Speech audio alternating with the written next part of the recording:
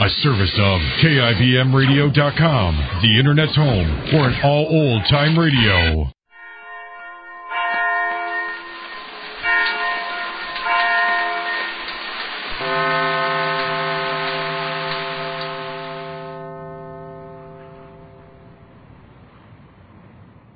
This time she had hair spun from a red sunset, skin as smooth as warm honey, and a generous mouth that laughed without moving. She was beautiful, except for her cold green eyes. From the pen of Raymond Chandler, outstanding author of crime fiction, comes his most famous character in The Adventures of Philip Marlowe.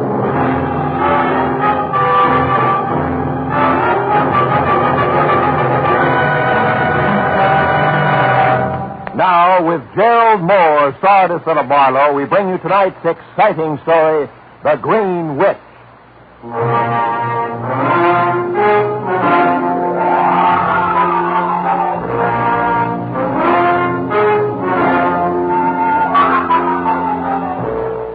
Once upon a time, Halloween had been a day and a night on which mortal man had tiptoed over the face of the earth, holding cold hands with fear and starting at each new shadow which the harvest moon cast, as still another twisted, grotesque goblin thirsting to drink dry a human soul.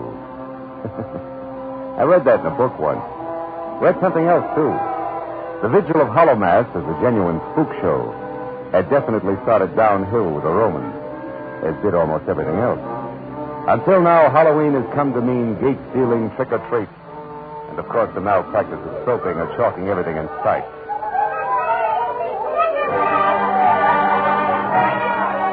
So, today, unless you're really on your toes or under 12, and I'm neither, the 31st day of October, 1949, could easily have appeared as just that and no more, until a worried man named John Bishop entered my office. I said trick-or-treat, and so he unfolded a $100 bill and came right to the point. Marlowe, 4 days ago, a man I once knew broke out of an Illinois prison. My testimony in court a year ago sent him to that prison. Now I'm afraid he's coming after me for revenge. His name is Dale Estes, and I want you to protect me from him. Is he here in L.A., Mr. Bishop? I am not certain. However, this morning, a friend of mine told me of a man in a shabby brown tweed suit who asked about me, but wouldn't identify himself. That's all the description he could give. But here, Mr. Marlowe, here's a picture of Dale Estes. It was last Thursday's paper. It's a prison identification picture. When you change the clothes and remove the number, it doesn't leave much. No. Tell me, Mr. Bishop, what do you want me to do? I want you to locate this man, Estes, and keep him from killing me. Police will do that for nothing. Nothing, plus a lot of noisy publicity, and I don't want. Because in the first place, it won't help my real estate business any, and also There's somebody you'd rather not have worrying about you, maybe. Yes. Madeline Hughes, my fiancée. Please, Mr. Marlowe, will you try to find Estes at once? As soon as possible, before tonight. Why, what happens then? Our masquerade, the Pacific Palisades Country Club. It's a lonely spot out there. Well, why go to the masquerade? Because if I didn't, Madeline would know there was something wrong. She'd worry, and I'd defeat my purpose. Now, Mr. Marlowe, all I can give you to go on are three things. First, Dale Estes was once an able-bodied seaman. Second, he likes Spanish food. He could eat it 3 times a day.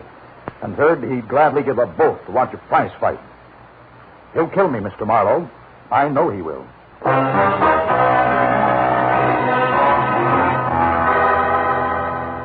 Maybe the magic of Halloween night had something to do with it. I don't know. But when I started looking for an escaped convict who might possibly be someplace in the sprawling city of Los Angeles with murder on his mind, things began to change.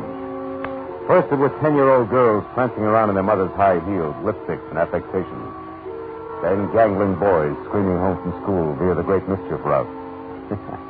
That much was fun. Then it got dark everywhere. The kids went home and took their laughter with them.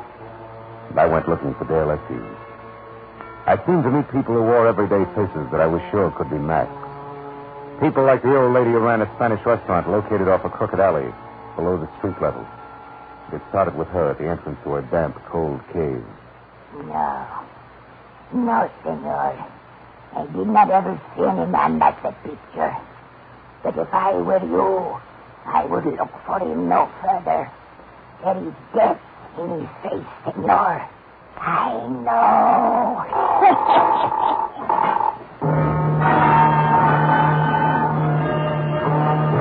There it got worse until in my imagination even the scarred, brute face on the sweating hulk in the distant, dusky corner of the third gymnasium I tried. Seemed to belong less to a 20th century man and more to a prehistoric brute out of some dark, long-ago jungle. Nobody like that ain't been watching me today. Nobody ain't been watching me at all for as long as I can remember.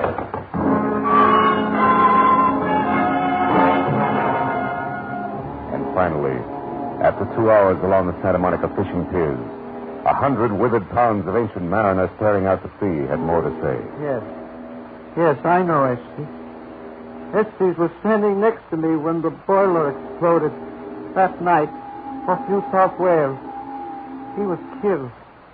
But I told the skipper all about that once already. His name was Estes, too. And so was the first mate, Dale Estes. Everybody's name is Estes.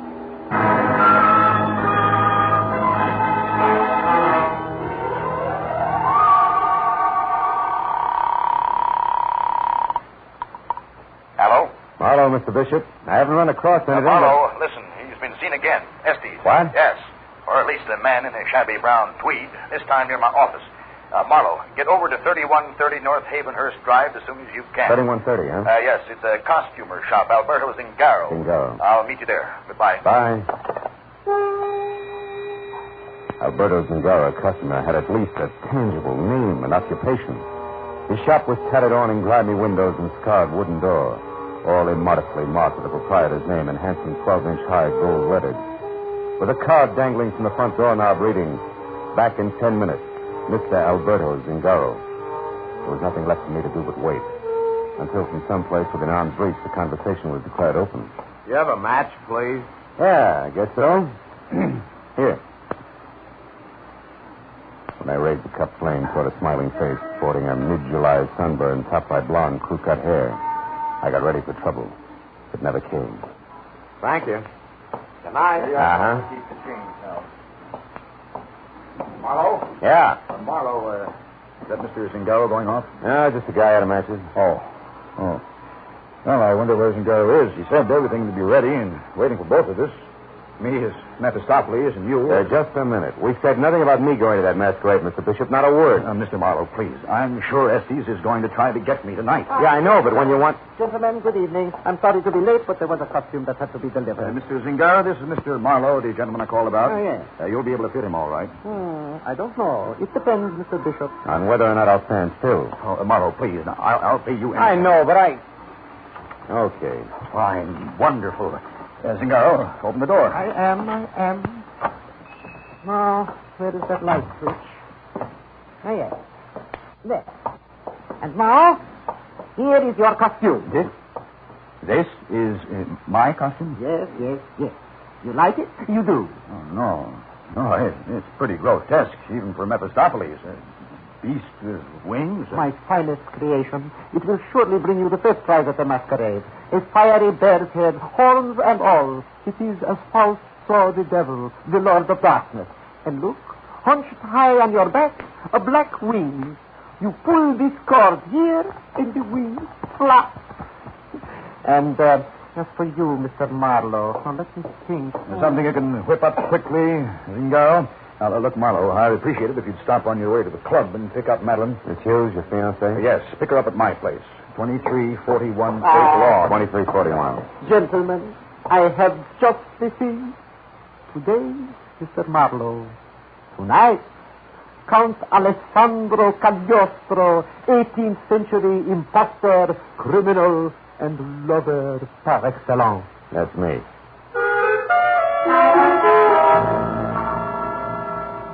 All in all, it was another hour, and I was just about rid of the afterglow of the day's goblins when I finally pulled up and parked in front of John Bishop's neat redwood and glass square in suburban Pacific Palisades.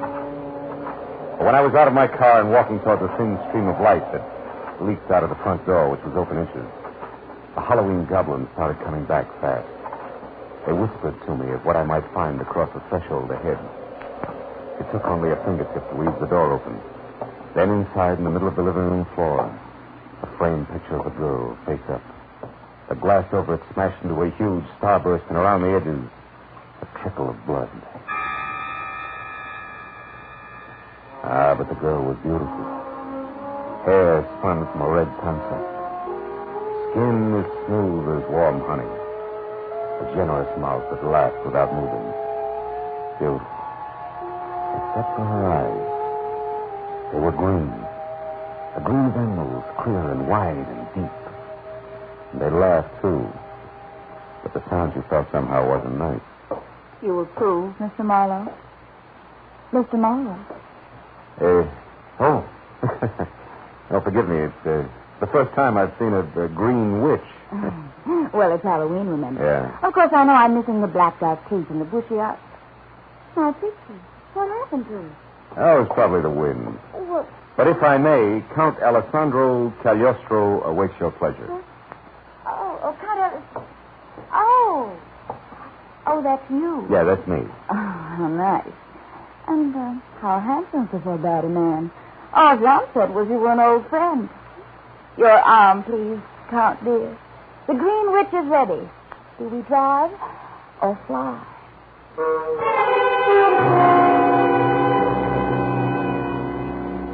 Satan himself couldn't have done a better job in the West Palisades Country Club.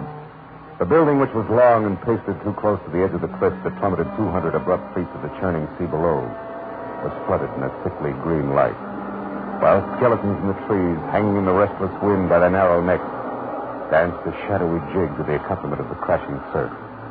The long, narrow path which ran along the cliff's edge leading to the country club entrance was labeled Dead Man's Walk, and every 50 feet a life-sized dummy of an infamous man perched on the balustrade and stared blindly out to sea. Somehow, you couldn't quite laugh. However, inside, life was more pleasant. The lights were brighter, the costumes 5 parts fun to each part fear, and Madeline was a little prettier than possible. And when she marched me up to a grande dame who was dressed as Marie Antoinette, but who was wide enough to have also passed for 4 of the ladies in waiting, I couldn't make my eyes let go. Mr. Marlowe, Your Excellency. As a lady of respectability, I welcome you to our club. I said I welcome you to our club. Excuse me. Thank you. I'm sorry. I was looking for a friend, a beast with wings. Oh, that one.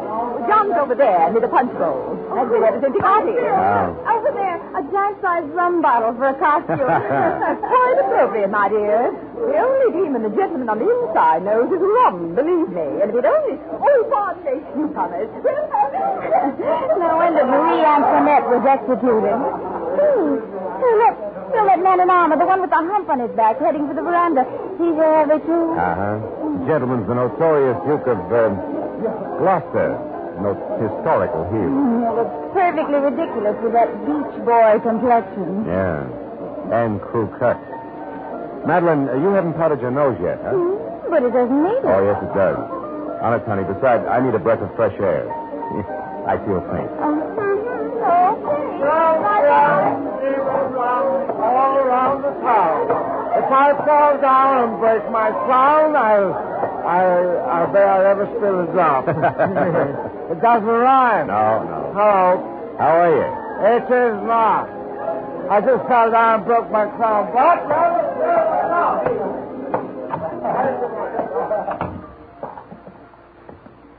Say, Duke.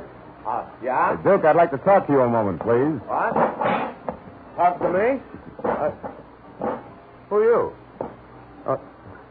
Say, I can't tell. Your mask's pretty good. Quite deceptive. Yeah, well, maybe I can help you. For one thing, I'm an international villain of sorts, but another, just a nice run-of-the-mill guy. The kind who'd never refuse a stranger a light, remember? What? Oh, are you the guy? Yeah, the guy you asked for a light when he was standing in front of Albert Zingaro's costume shop. And before you can start talking about how small a world we live in or start lying about how natural your appearance was there, let's have the truth. Come on, Tin Pants. Was it because of Dale Estes? Dale Estes? You slipped. All right. What's the difference? Yes, it was because of Estes. I know that he's an escaped convict.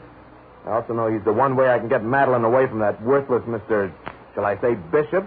Or would you prefer the full name, John Estes? Bishop and Estes are related? Yeah, like in brothers. Oh. Thanks, Duke. I'm much obliged. Hold on. Where do you think you're going? Keep your hands off, Iron Man. Your face is hanging out, you know. You'll not interfere. Not if I have... Get your hands off!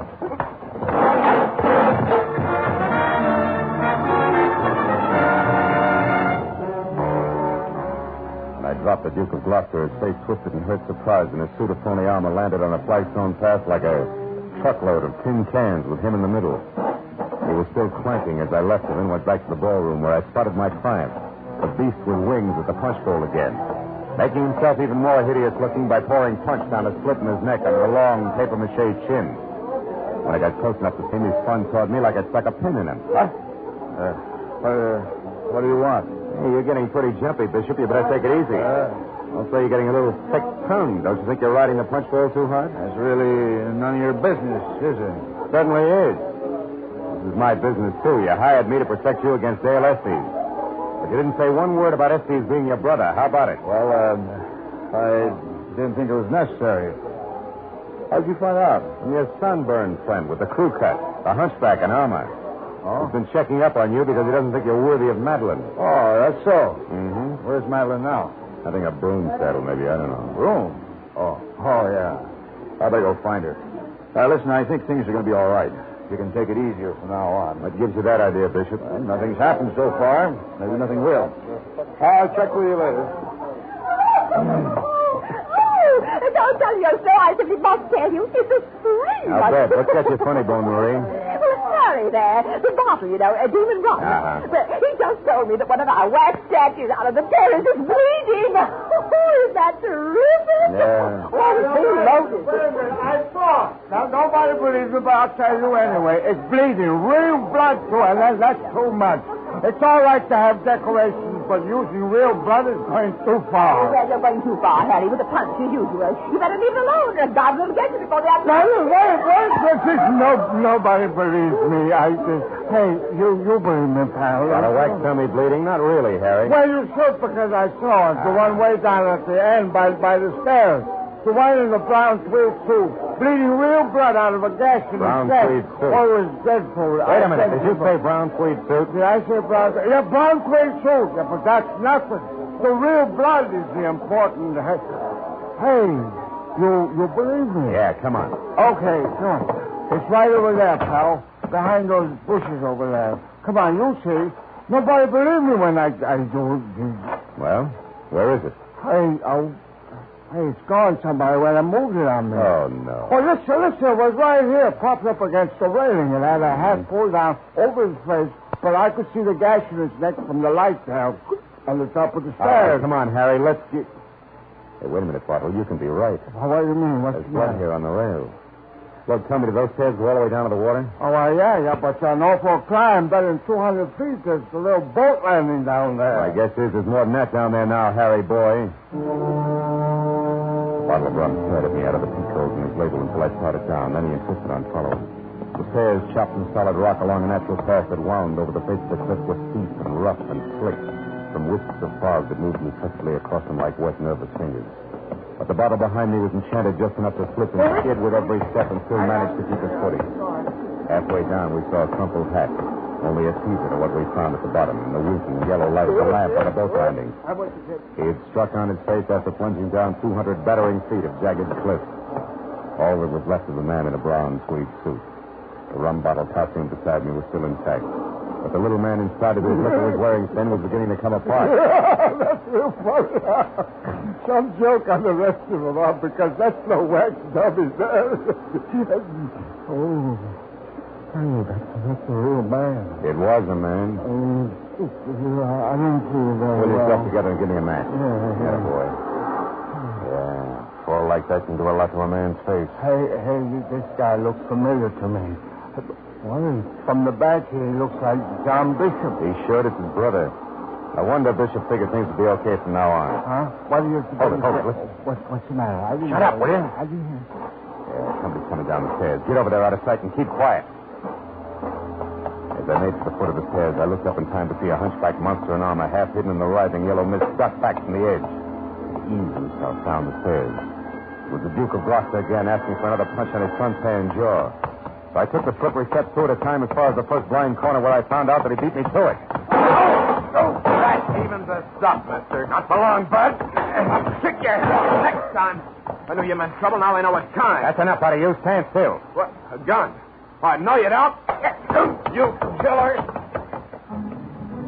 Sudden lunge in the dark caught me off guard, and my 38 went spinning away into the night. He turned and ran.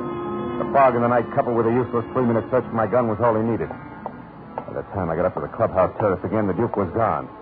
I was met instead by the ever-merry Marie Antoinette, only this time without giggles. What is going on out here anyway? Funny, baby. Did you see that phony hunchback, the Duke of Gloucester? See him? Oh, I certainly did. Oh? He practically ran over me, shouting something about a phone call. Oh, when I see that goose Where'd he go? Inside? Don't you boys know it's dangerous? Later, baby, later. Right now, I want to know...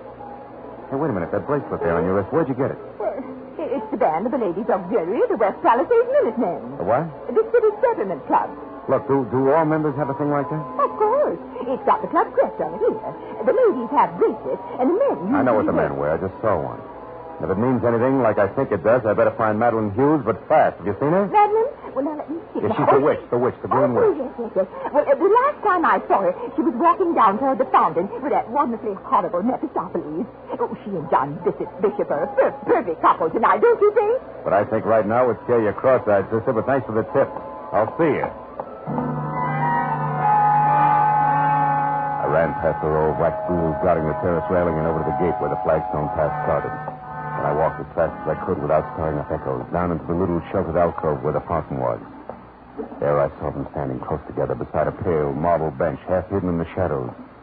A beautiful green-eyed witch and a horned nightmare with huge, leathery wings hulking over her. Will you listen to me? Johnny, pick up your drunk. I've never seen you like this before. Well, I've got reasons. Dale is here in town right now. What? Yes. That means one thing. He's found out about us. He knows what we did to him. Wait a minute. I didn't lie in court about him. You did. But you didn't object when you found out. Instead, you celebrated by getting engaged to me. All right, Johnny. You sorry? I played it the way I saw it. I've got me to worry about. Buddy, you went to prison with the idea that you loved him, Madeline.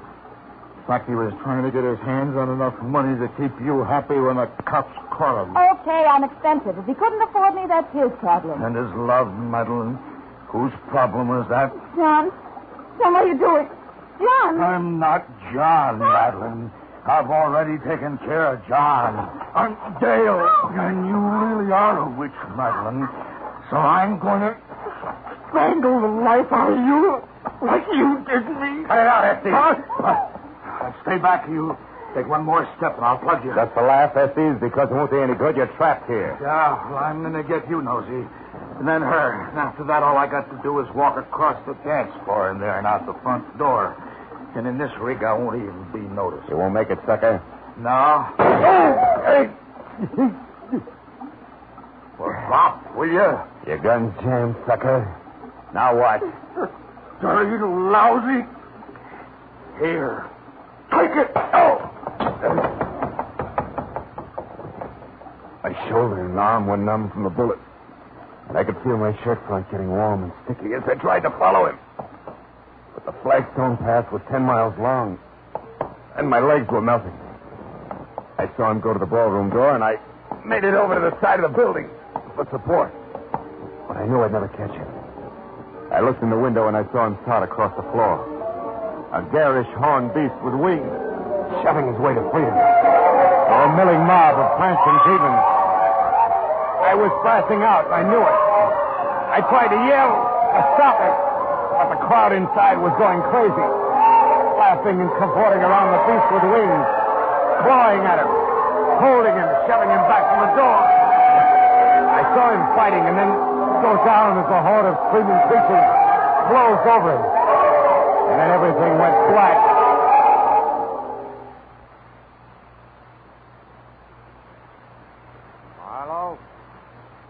Marlowe? Are you awake, Marlowe? I won't stay long. I just want to thank you for saving Madeline's life. Oh, Duke of Gloucester, huh? Well, I'm really just Bruce Wiley. The doctor said... Doctor? What is this? Where am I? Santa Monica Hospital, Marlowe. You were shot, remember? 4 hours ago at the Halloween party? Oh, yeah. Dale Estes. He got away, huh? Got away? No, he didn't. I just came from police headquarters where Estes confessed. Want me to tell you about it? Yeah. As far as I'm concerned, I dreamed it. Well, Estes killed his brother, John Bishop, out in the terrace before the dance began. He traded his brown tweed suit for Bishop's Mephistopheles costume so he could move around inside. Yeah, that's right. Almost was caught there by little Harry, the rum bottle, remember? Mm-hmm. But when the coast was clear, Estes threw the body over the cliff and went in to dance in Bishop's Mephistopheles costume. Find Madeline, yeah. Now, look, I know this already, but after he shot me, it was a cinch to escape. That's where it gets fuzzy. What happened then? Brother, as handsome a piece of irony as I've ever seen. The Mephistopheles costume that Bishop wore. Don't tell me. Yeah. Won first prize. That's all. The crowd wouldn't let Estes leave until he received the award and unmasked. Oh, it's quite a scene. Police I called when I thought you were a killer showed up to take him away. Then we found you and Madeline out on the terrace and brought you here. And a happy Halloween to you, too. How's Madeline? Fine, thanks to your efforts. She's waiting outside now. I'll send her in. She's awake now, Madeline. Oh, okay. Don't wait for me, Bruce. Hello, handsome. Hello, beautiful. Your throat's bruised. Yeah, it could have been worse. You figured it out just in time. Dale even had me fooled. His voice was so good. How'd you manage it? No, the corpse was wearing a wristwatch band from the Palisades Minutemen Club. It gave me the switch. When I knew it was Dale in the costume, I figured his only reason for impersonating his brother would be... And you didn't even have a gun when you cut in on him. That took a lot of nerve, handsome. Thanks. Don't mention it. Where'd you get the lights as you leave? Not so fast. You heard some pretty bad things about me tonight, and probably thought up a few of your very own. Matter of fact, I did. You got that kind of face. Cast spells. Gotta be careful with it, baby. Now, will you catch the lights on your way out, please? Wait a minute. I'm going to tell you something first. I've been scared into me tonight, and I've been thinking things are going to be different from now on. Yeah? Who's next, Bruce Wiley? I haven't decided. But whoever he is, Marlowe, he'll be the only one, and he'll know exactly where he's at. Does that help? I'll have to see it happen first, baby. Okay. I'm going away for a while, but I'll be back. Watch for me next Halloween. Handsome. Yeah, would you catch your lights? I'll catch the lights on the way out. Thank you.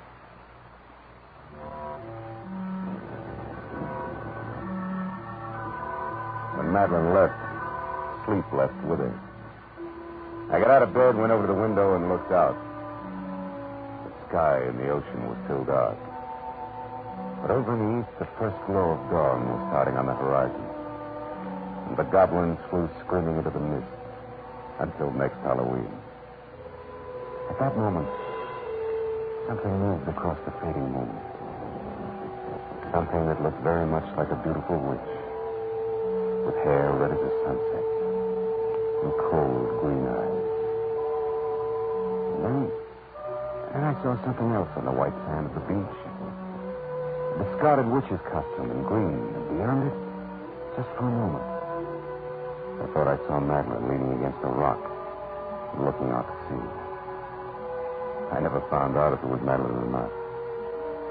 Because then the sun came up, and she and the costume and the night were gone.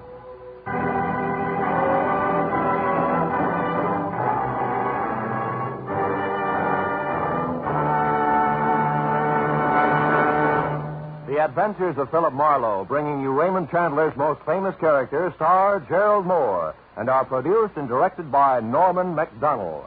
Script is by Robert Mitchell and Gene Levitt. Featured in the cast were Eve McVeigh, John Daner, Paul Freed. Cooperation with police and federal departments throughout the United States. The radio program that brings you authentic facts on criminal case histories. Sloan's Liniment presents Gangbusters.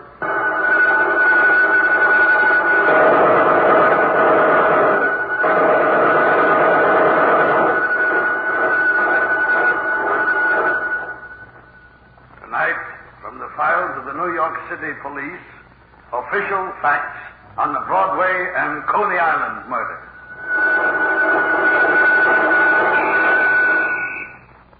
Speaking of murderous careers, are you working part-time for the Axis? No, of course not. And don't be indignant. I merely wanted to make my point. Maybe your back or your arm is working for the Axis without you knowing it.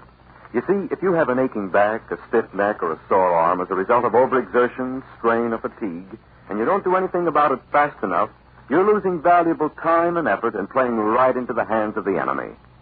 The quickest and most effective relief for muscular aches and pains is Sloan's liniment.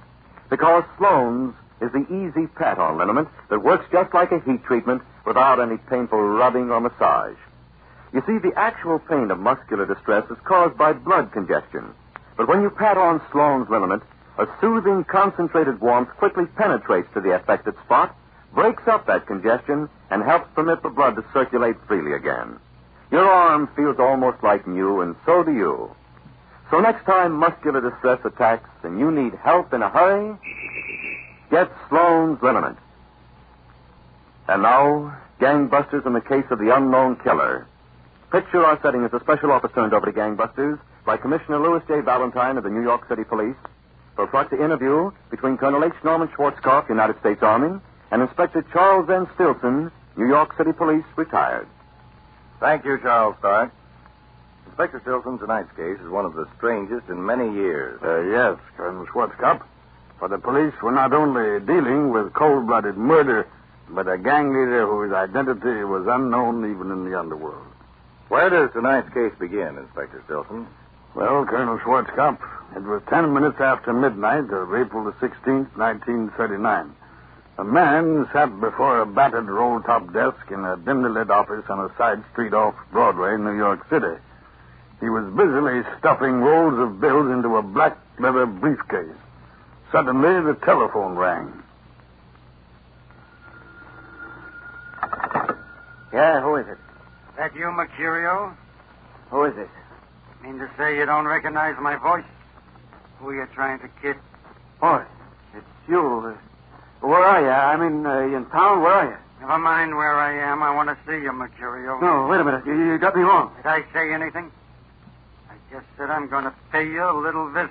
Say in about 20 minutes. No, wait. Let me explain. You got it all wrong. Have I? Still kidding yourself, huh? Well, I'm coming up to your office, Mercurio, and I'm putting daylight into your brain. Hello. Hello. Hello. Money. The briefcase.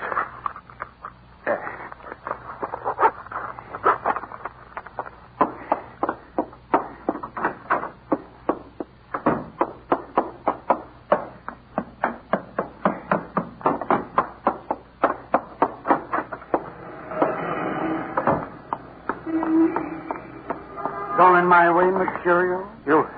But I thought you said 20 minutes. Just my little joke. I was calling from the phone booth next door. Listen, let's talk this over. Can't we talk it over? The gun's in my overcoat pocket. Shall we turn up this alley? Alley. Get going.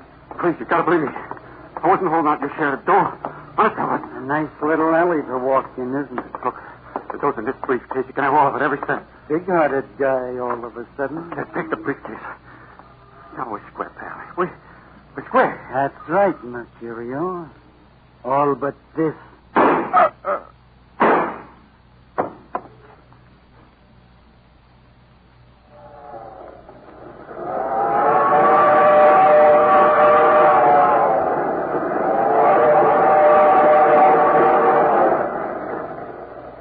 Okay now, Gonzalez. We can talk in this compartment. What do you want to know?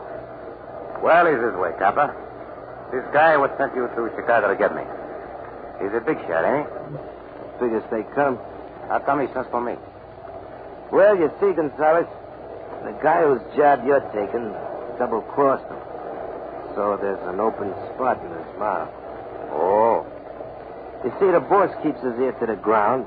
Hears that you're doing a good job in Chicago, so he sends for you. What kind of guy this boss is, Copper? I don't know too much about him myself, Gonzalez. Huh? You're his head man, ain't you? Yeah, sure. But don't pay to get curious. How with this guy? Where are we going to meet in New York? His office or headquarters? Boss don't have no headquarters. Like that, people he don't want to see can't pay surprise visits. That's a good idea. Yeah. He does all his business on crowded subway stations. So that's where we're going to meet him.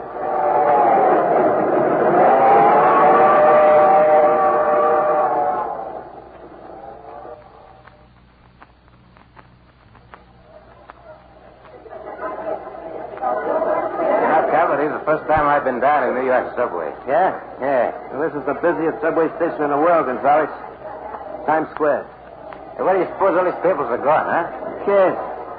Come on, we'll walk down to this end of the station where it's first rush, huh?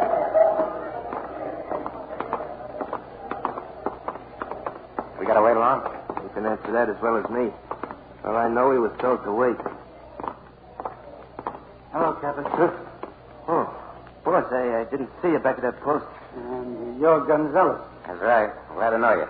I've heard some good things from Chicago about you, Gonzalez. Handy with a rod, they tell me. Sure. Both hands. Good. I'll try that hand of yours tonight on the payroll job. Captain, just get a car and we'll meet at the usual place near Coney Island at 8 o'clock. All right, boss. Okay, now separate and I'll see you tonight.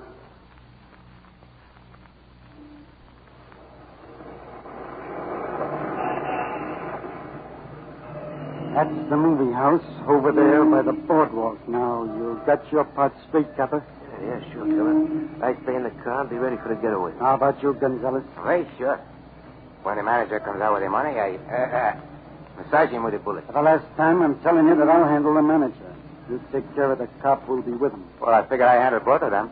You do what you're told. Hey, boss, they're coming out of the movie now. Okay, Gonzalez, get out of the car.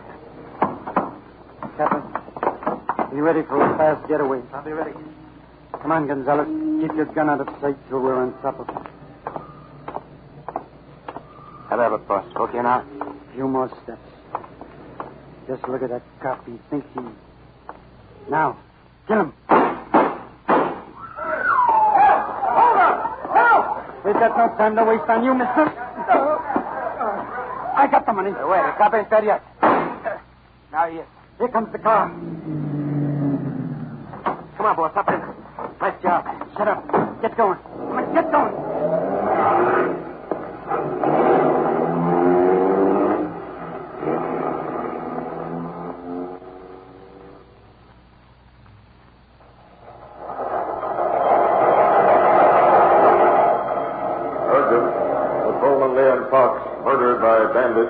In hold-up on Surf Avenue, Coney Island.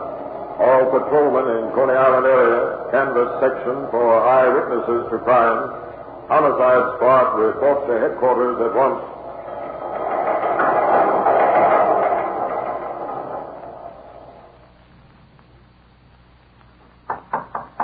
Come in. Captain Dennison's man out here wants to see you about Coney Island murder. Bring him in, Sergeant Hurley. Right this way, please. Sergeant. Is this the officer I talked to? I'm Captain Dennison. The sergeant says you have some information about Patrolman Fox's murder. That's right, Cap. My name is Siggy Nash. I'm a photographer. You know, I take pictures. Movies? Well, sort of. You know, you're moving along the sidewalk, and I snap your picture. And you send me 2 bits, and you get the real art job. You know. I see. And now, about the information you have. Yeah, well, on this night when the 2 rods burned down the copper, the policeman, I'm working Surf Avenue across from the movie house. Then you saw the hold-up? Well, no, not exactly, Cap. You see, I'm busy pursuing my profession. I'm taking a close-up of a slick chick that's anchoring down the avenue, and then the fireworks start. Oh. Later, though, I develops the picture, and I takes one look, and I figures that's the McCoy. Here, take a gander at this. Yeah, that's very nice, but... Hey, what's that in the background? That's why I said it's the McCoy. You see, there's a guy sitting in a car. As soon as the shooting starts, he gets underway and he picks up them 2 stick-ups. Good work, Stiggy. Sergeant, come here. Yes, sir. Sergeant, take this photograph down to identification. Have them make a blow-up of the face of that man in the car. See if anybody can identify him. Yes, sir. Stiggy, I want you to know that we're grateful for your cooperation. Oh, I think nothing of it, Cap. It's all private day's work. She sure was a slick chick, wasn't she, huh? Ain't often I get a dame what's so, photogenic. What's on, Cap?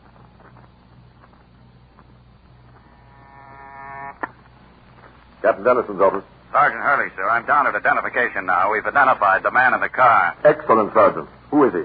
A gunman named Kappa. We've had him in on several homicides, but he's been able to wriggle out of them. Served time for assault some years back. Have Kappa picked up immediately, Sergeant. I'll get the men out right away, Captain. We know Kappa's usual hangouts. Should only take a couple of hours. All right, get going.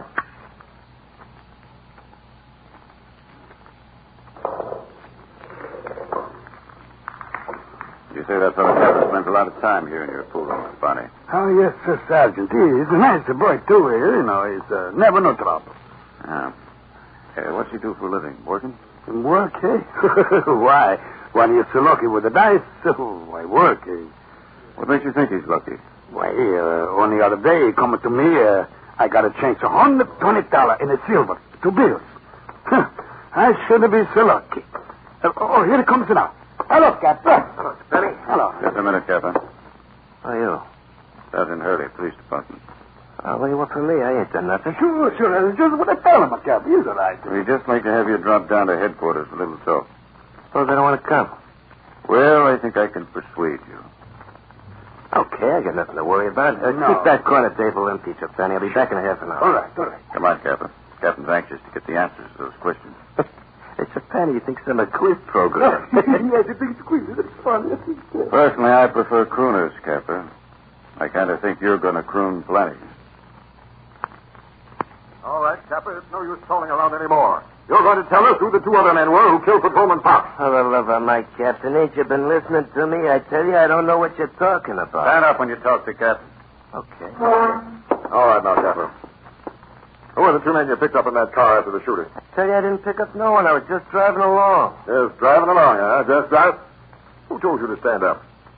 He did, the sergeant. Well, sit down and hurry up about it. Okay. What are you doing driving along Surf Avenue? Just driving along, I tell you. So that's all you got to say for yourself, just driving, huh? Okay, Capper, put your hat on. We're going up to the DA's office. It's okay with me.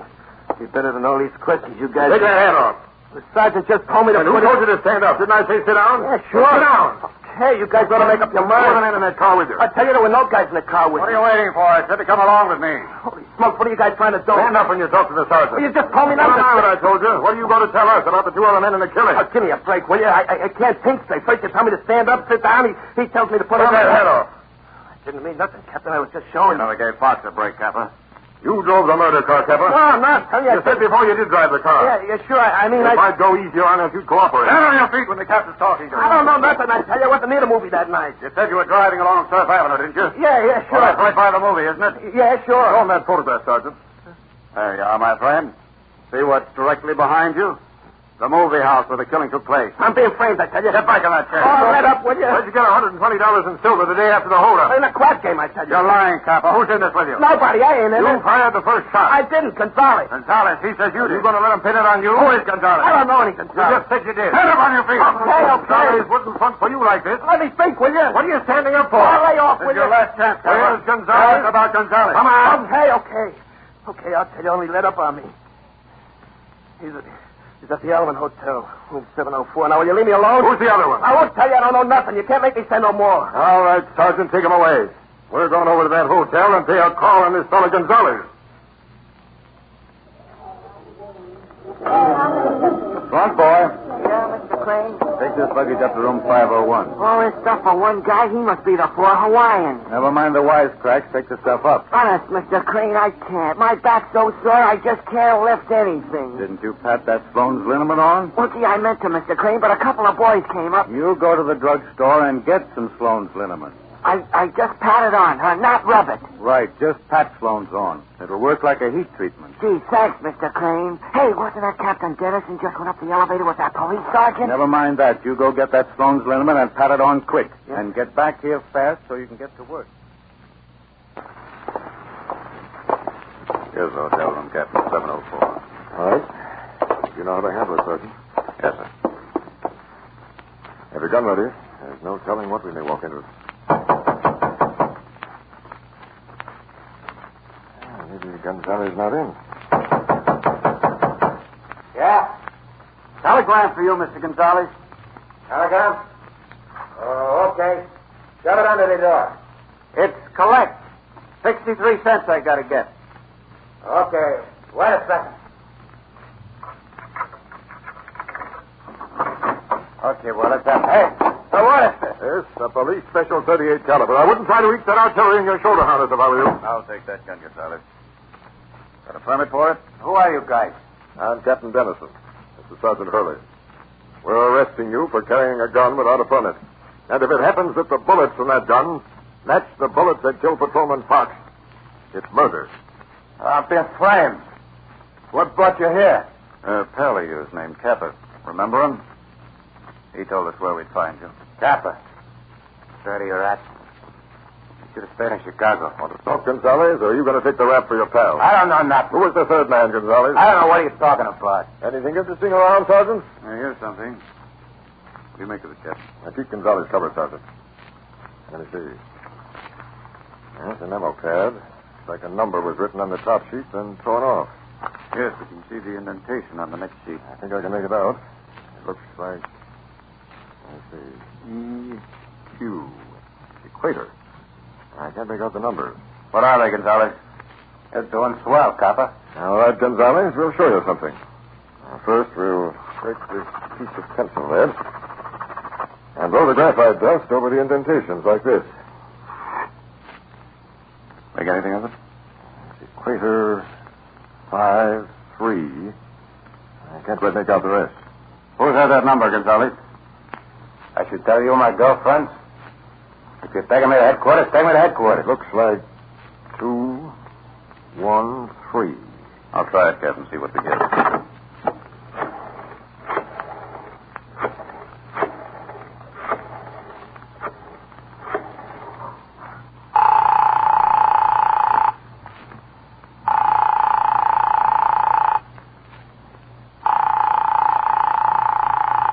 No answer. Well, let's go to headquarters. You seem pretty anxious, Gonzalez. We're waiting right here. Huh? Whoever the third man is, he'll probably get in touch with you, and without knowing it, he's also going to get in touch with us. Well, you guys got me on a gunshot. What do you want to wait around here for? Shut up, Gonzalez. Sergeant, get that phone number to headquarters and have the men check its location. Yes, sir. Meanwhile, I'll notify the telephone company and have them put an extension phone in this room right away. Oh, I get it, sir. Yes. We're going to wait here and listen in on whoever phones our friend. So sit down, Gonzalez. Make yourself comfortable. We're here for the duration. Sit down.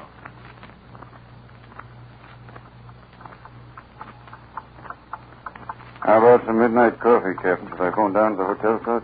Yeah, and look, Copper, make it a hamburger, too, will you? I'm hungry. Stay sitting in that chair, Gonzalez. Have the men check that phone number, Sergeant? Yes, Captain. It's a bar room. They're keeping it under watch. We'll wait in this hotel room all week if necessary till Gonzalez gets the call. And remember, Gonzalez, we'll be listening on the extension phone. Say just what you're told and not another word. Well, it's 2 against 1. What can I... Okay. Get a gun on, Gonzalez. You bet. Now, Gonzalez, lift that receiver the same time I lift this extension phone. Hello? Gonzalez? Yeah. Where's Kappa? Tell him he's up here. Go on. He's up here. I told him to wait at his rooming house, didn't I? Put him on the phone. Tell him you can't. He's drunk. Go on if you know what's good for you. He can't. He's, all ginned up. What? I'm down in the lobby. I'll be right up. Quick, Sergeant. Handcuff Gonzalez and shove him in that closet. No, you don't. There we are. Now, in you go. Hey, let me out of here. It's a corporate fraud.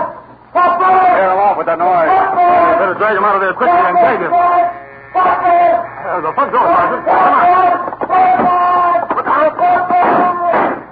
Sergeant. Bullets went right by my head. There he goes, down the corridor. Stop! He's making for the elevators, Captain. Watch it, he's going to shoot again. He got away into that elevator. Get to a phone. Call downstairs, have the lobby covered. Captain, the elevator indicator. It's going up. All right, we'll see where it stops, then rush to that floor. Stopping at 10. Okay, come on, up the stairs, quick.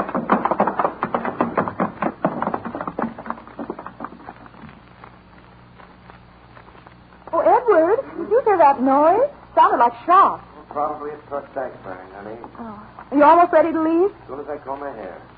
I'm going to phone the hotel manager downstairs. I'm certain that wasn't a shot. Oh. Don't move. Who are you? Shut up. I'm already... What is this? Don't talk. Eddie has a gun. Do as he says. That's smart, sister.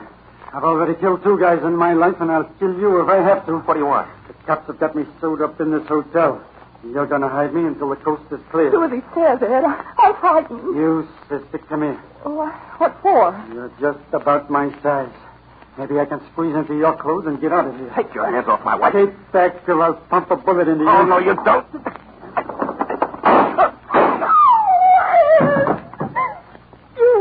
You killed my husband. Get out of my way before I give you the same. Stupid dame.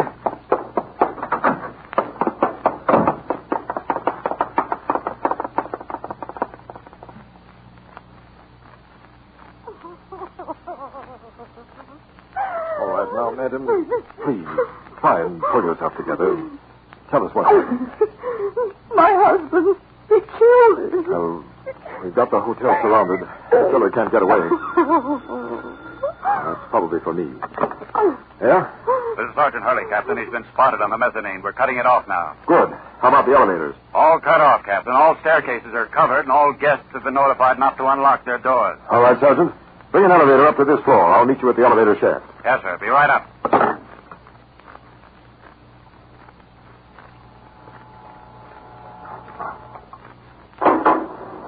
Has he been sighted since you spoke to me, Sergeant? No, sir. Well, he must still be on the mezzanine. Now, take me down there.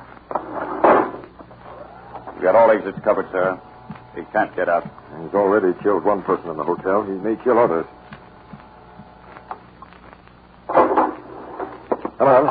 We'll go over every foot of this floor ourselves. Captain, down there. Someone coming out that doorway. It's him. See the gun? He ran back inside. Come on. Careful now. Maybe right around this corner. If he is, he's running into a dead end. According to the floor plan, this leads to the main ballroom. There he goes, through that door at the far end. That's the ballroom. All exits are covered. Careful. We make a good target, and we can't see him. Stay back or I'll shoot. My arm. He winged me. I'm going in after. Careful, Captain. He's gun crazy. There's only one way to treat a mad dog. Come on out while you're still alive. Stay back. All your men off. You haven't got a chance. Stay back, I tell you. I'll get you like I get the rest of them. Stay back. You're finished. If you kill me, there'll be others. They'll keep coming till they get you. Come on out. You ain't taking me. You'll be running out of bullets soon. It's your last chance to give up. No, you ain't taking me. No! Captain, you all right? I'm all right, Sergeant. This fellow isn't going to give us any more trouble. Captain, look who he is. Yeah. Abe Beetler, the killer. The guy we've been after for the killing of that bookie. Yeah. No one will ever know how many men Beetler really killed. Funny that his last victim should be himself. Yes, Colonel Schwarzkopf. The ambushing of Abe Beetler in a crowded New York City hotel after he had already killed an innocent man living there was one of the most tense and dangerous situations that I know of. Well, thanks to the fearless work of those police officers, Inspector Stilson, Beetler's only escape proved to be one that removed him forever as a menace to society. Thank you, Inspector Stilson, for telling these facts. And now, Gangbusters listeners, we're going to bring you urgent nationwide clues on persons who are being sought this very minute by police and federal authorities throughout the country. These nationwide clues that have played a vital part in bringing almost 300 criminals to justice so far are broadcast every week by Gangbusters, brought to you by Sloan's Liniment. For half a century, Sloan's Liniment has been helping millions of Americans handle surprise attacks of muscular distress. Here's how. You just pat Sloan's on. Almost immediately, it goes to work like a heat treatment, swiftly, comfortingly. Yes, you'll actually feel that welcome, penetrating warmth and its promise of quick and blessed relief. So don't let muscular distress get you down. Don't stand one single moment of needless suffering. Be prepared with a bottle of Sloan's Liniment on your medicine shelf at home and an extra bottle handy at your job. Remember, when muscular distress attacks and you need help in a hurry, get Sloan's Liniment. And now, Gangbusters Clues. Gangbusters listeners, our first clue tonight concerns a dangerous subject, Fred Williams Poole, against whom a complaint was filed before United States Commissioner, Columbia, South Carolina, charging Poole with fleeing across state lines to avoid prosecution for murder. Note this man's official description very carefully. Fred Williams Poole, many aliases, 56, 5 feet 7 or 1/2 inches, 145 pounds, brown hair, graying, blue eyes, upper and lower front teeth missing, walks with head down, walks with head down, has long criminal record, and is reported to have in possession 2 machine guns and 45 caliber automatic pistol. Watch for Fred William Poole. Here is an urgent wire just received from Warden Alfred Dowd, Indiana State Prison. It concerns convict Ralph L. Williams, who escaped from Honor Prison Farm while serving a 10-year sentence for robbery. This is Williams' description. Ralph L. Williams, 26, 5 feet 10 inches, 150 pounds, dark brown hair, blue eyes, scar left side forehead, letters L-O-V-E tattooed on 4 fingers, numbers 1935 and word O'Donnell on upper forearm. This man reported to have escaped Honor Prison Farm, Indiana State Prison. Be on lookout for Ralph L. Williams. These are the clues and persons wanted tonight, June 9th, 1944, right this moment. If you have any information on these clues, notify your local police, the Federal Bureau of Investigation, or Gangbusters at once. And now the highlight facts on next week's case. Colonel Schwarzkopf. Gangbusters friends, next week we have one of the most dramatic case histories ever presented. The crimes of the woman gang leader. It's a case of many unexpected surprises and developments. I invite you to listen. To next week's Gangbusters Factual Case History.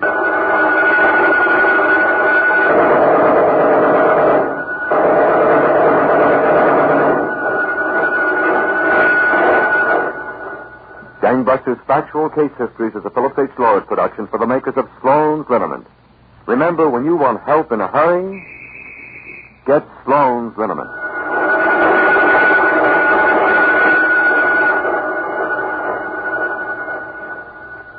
Mr. Stark, how do you pronounce N-O-N-S-P-I? Non-spy? I pronounce it safe from offending. Oh. Because it acts instantly, dries quickly, and keeps you back fresh from 1 to 3 days. Good.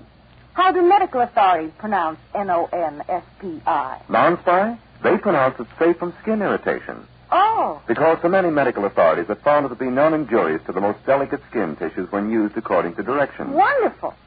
How do laboratories pronounce N-O-N-S-P-I? Non-spy? They pronounce it safe from clothes damage. Oh. Yes, the Better Fabrics Testing Bureau reports that their analysis shows no damage can be done to clothing by non-spy if user follows directions. Perfect. It's the new liquid deodorant. Comes in 35 and 60-cent sizes at all drug and department stores. Now may I ask how you pronounce N-O-N-S-P-I? Well, after hearing how everyone else pronounces non-spy, I pronounce it best. This is the Blue Network. Proudly we hail.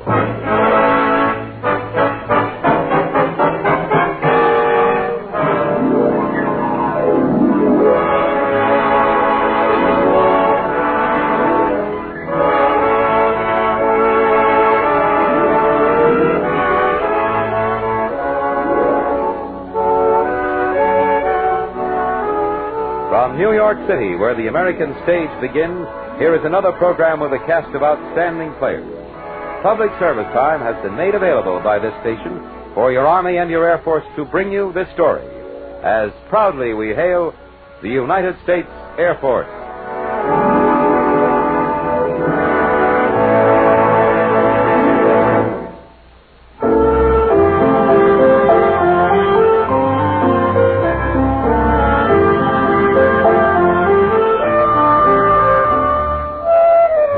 The story is entitled Daring Young Man.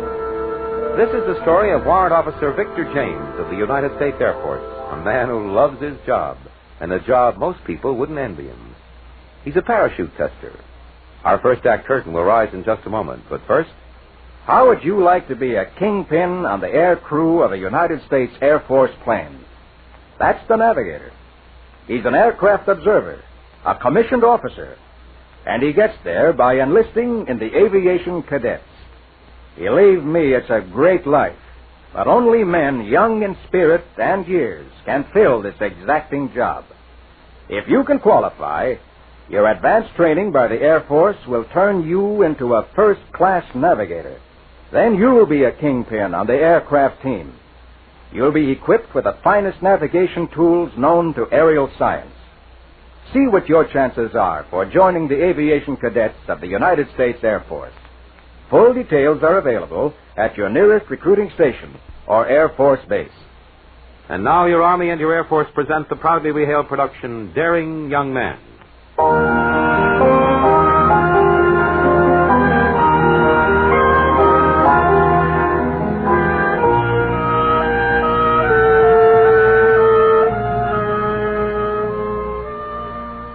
You know about parachutes and how they work.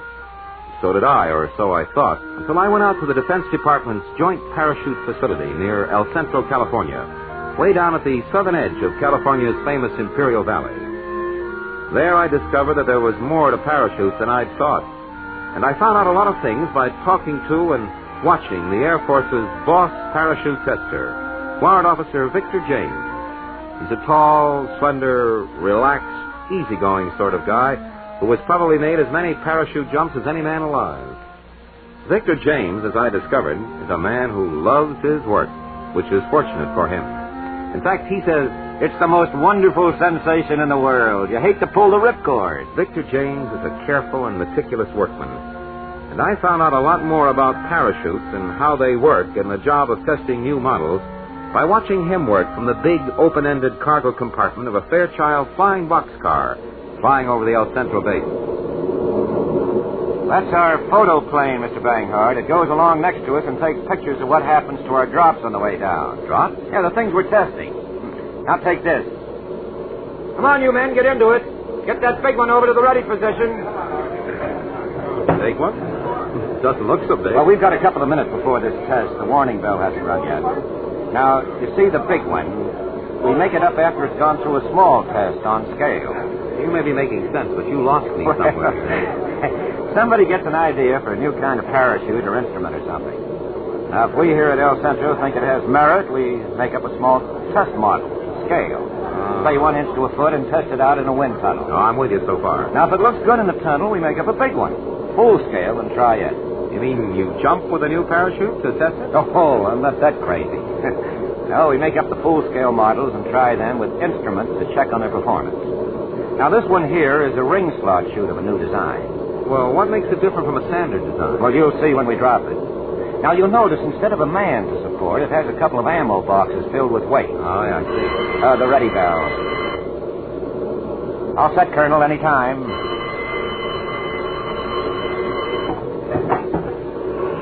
There it goes. 1,000. 2,000, 3,000, 4,000, 5,000. There she goes. A brightly colored parachute suddenly blossomed above the falling, spinning package we've dropped. Automatic timer set for 5 seconds. Now, you see what I mean? It's a ring slot chute. Well, it looks sort of like a donut with another donut in the hole. Yeah, that's what it looks like, all right. Now, we'll swing around and try another version. That one seemed okay. There's the ground crew in the Jeep going to pick it up. Now, let's see. 3 more drops were made, but none of them successful. Well, maybe that's too much weight for that type of claw. Why, Vic? What's going wrong? Air seems to be going right through. The parachutes start to open, and then they're streaming, dish-ragging, instead of shaping like mushrooms. Uh-huh. No, I don't like it. I think I'll go talk to the colonel. Well, why should a chute stream, as you call it? Well, you see, they can stream if they're improperly packed, tied in too close. I'm not sure why. That's the reason we're testing. Victor James shoved a cigar in his mouth and climbed the ladder that led up to the flight deck. He came back a few minutes later with Colonel Leo Moon, the Air Force's head man at the El Centro base. Colonel Moon stood and looked at the 3 other packages ready to be dropped, and he said, James, that's about the way you figured those drops, isn't it? Said they wouldn't open. That's what we thought, too, but we had to try it out that way. Now, let's pick up the speed a bit. Soldier dropped at 150 knots, I think. Right. Now, let's bring it up to 190, and let's lower the weight some. Try the next one at 190 knots instead of 150, and with a 400-pound weight instead of 500. Right, sir. We'll give it a try. You think it'll work now? Oh, yeah. The colonel knows what he's talking about. All right, now, we're going to try it again faster. Take 100 pounds off that load. That should do it.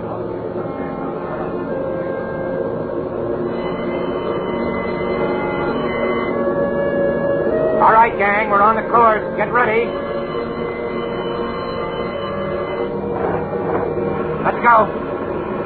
Another box dropped. There, you see, this time it's working the way it should. So did the others as they were pushed off into space. Each time, the little training plane with the cameras would follow the load down and then return to take up its position near us. Well, last one today. Now, that's better. Always makes me feel bad when they don't open as they should. Well, I'll bet you'd rather have it happen to a dummy or a load of instruments than to you. Oh, no, I don't know about that. I've been in them when they didn't open or when they started to stream. You have? Well, then how did you... Well, it's easy. When I'm testing, I always carry a spare.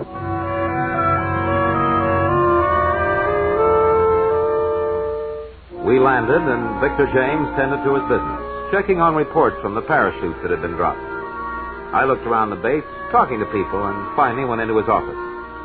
It wasn't very big, not as big as its title, Chief Test Operations Section 6311 Parachute Test Development Group.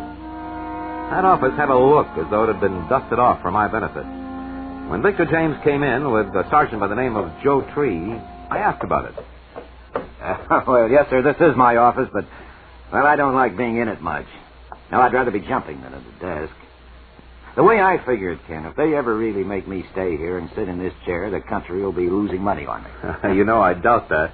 But look, you promised to tell me what we were doing this morning and why. Testing parachutes. That right, Joe? That's right. Oh, this is Sergeant Joe Tree. He's my official knife sharpener. Hi, Joe. Hello, Mr. Banghart. Knife sharpener? Yeah, you see, we've got all kinds of releases for parachutes that don't work right when I'm testing them, so I can get out of them and use my spare. Now, the same way I carry a spare, I carry a knife that I know is good and sharp, in case a release doesn't work. Uh-huh. Well, Joe Tree now, he's a full-blooded Ute Indian. And I figure if he keeps a knife sharp enough to scalp me, it's also sharp enough to cut me free. Oh, you don't have enough hair to scalp. But when I get through with a knife for you, it'll cut what little there is. I don't mean to split hair, gentlemen, but I still don't understand a lot of it. Well, now it's this way. As I told you, somebody gets an idea. We make up a scale model and test it in a wind tunnel. And then the engineering officers who figure these things, they order a full-size model, and we make it up and test it with weights and dummies. Mm-hmm. At least 500 tests that way. And then if it looks good, another 1,000 drops with a man riding the chute. Any time a parachutist gets a new model chute, the first question he asks is... What's the first question, Joe? How many live drops has it had? That's right. Yeah, but it looks to me as though parachutes are about the same as they always were. Why all this testing and experimenting with them? Well, we're making changes all the time. You've seen chutes here that are regularly shaped, others that are square, triangular, rings, made out of nylon, silk, rayon, cotton, paper, fiberglass even, almost everything. Now, we've tested chutes designed to carry a 200-pound man, others for a 2-ton truck. Yeah, but basically all chutes look the same. No, they've changed a lot, whether they look it or not. They open faster than they used to. They're sure. They're safer. We've been trying to eliminate sway, so the man on the end doesn't swing like a pendulum and hit the ground on a downswing. We've been working on releases so that once a man's on the ground, the chute doesn't act like a sail and drag him. No, we're working on improvements all the time. But why all the live jumps? Can't machines record the shocks and stresses better than a man? No. There's no substitute for live drops. Well, I remember one time a new model was opening too fast sometimes and too slowly other times. Well, I made a live jump with it because I had an idea. I turned so that my body kept the air from the pilot chute, and the big chute wouldn't open, not for a long time. Not until I twisted my body away from the pilot chute and let the air get in at it. Yeah, but that was you, a smart and experienced jumper. What good did that do for others? Well, that's why they have people like me. So only a tester would get into a situation like that. Not a flyer who isn't used to jumping or who's maybe wounded or shocked or panicky, let's say. But I showed what was wrong with that chute.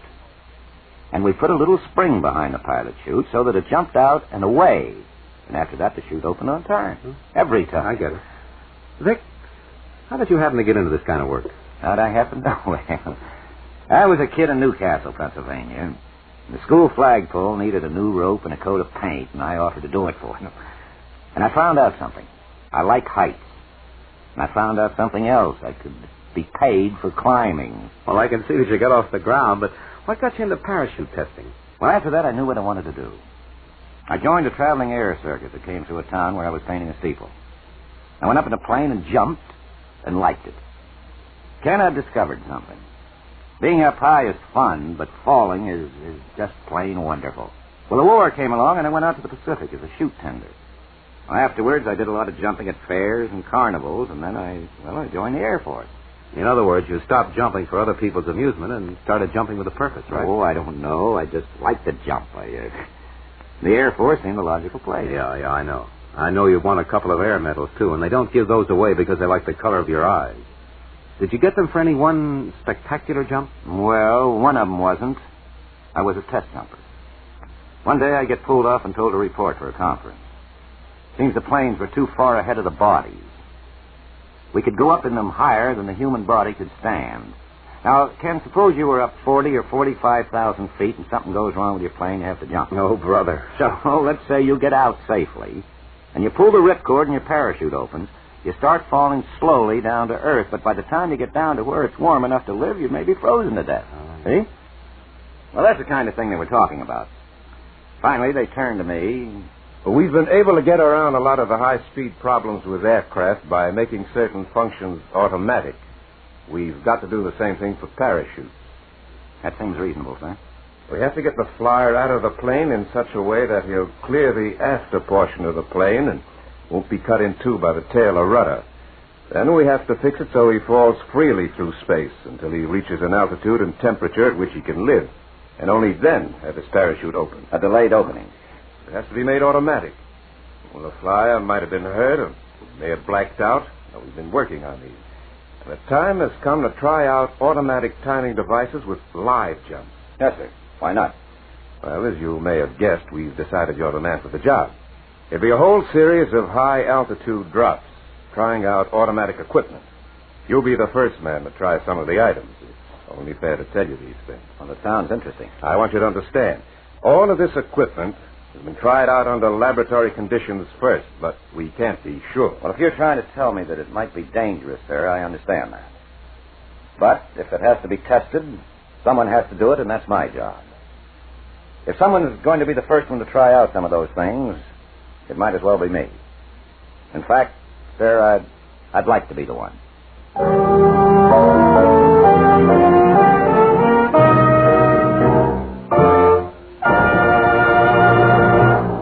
You are listening to the Proudly We Hail production, Daring Young Man. And we'll be back in just a moment for the second act. How many of you young fellows go down to your nearest city airport on a Sunday afternoon and watch the planes come in and take off? When you see the planes gliding down onto their landing strips, do you marvel at the skill of the pilots who fly them? And when you see the planes take off and disappear into the horizon, do you watch them out of sight, wishing you were there at the controls? Well, there's no more need for any of that wishful thinking. If you've got what it takes to be an aviation cadet in the United States Air Force, you, too, can fly the big silver birds.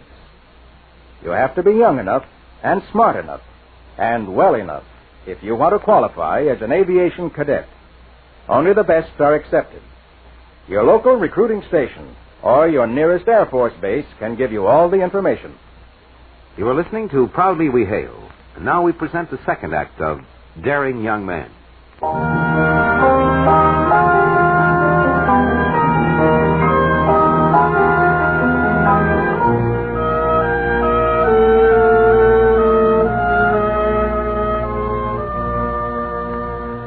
Warrant Officer Victor James, as the Air Force's chief parachute tester, began a series of jumps to test new and different kinds of mechanisms under varying conditions, making live jumps to try out mechanisms that had been tested over and over again, but by dummy and instrument drops.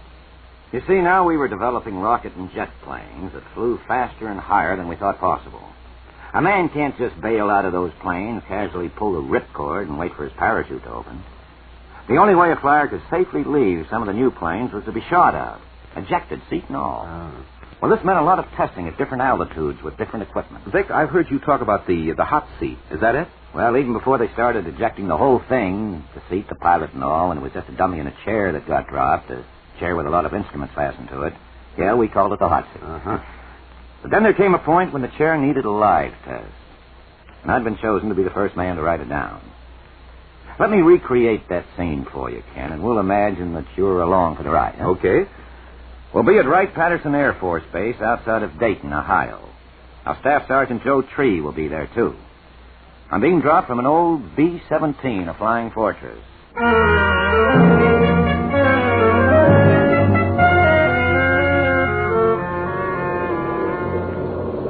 Hey, what do you think of this, Ken? Here I am with a pack on my back, so to speak, air testing a chair. Quite a chair. The way you described it, it sounds as though Rube Goldberg invented it for one of his cartoons. Here's your knife, good and sharp. I could even scalp you with it. Now, thanks, Joe. Oh, I'm not going to need it, but if I do, it'll be in a hurry. Well, why in a hurry? Oh, we're making this drop from about 3,500 feet. Hardly gives a man time to get his bearings. Opening bomb bay.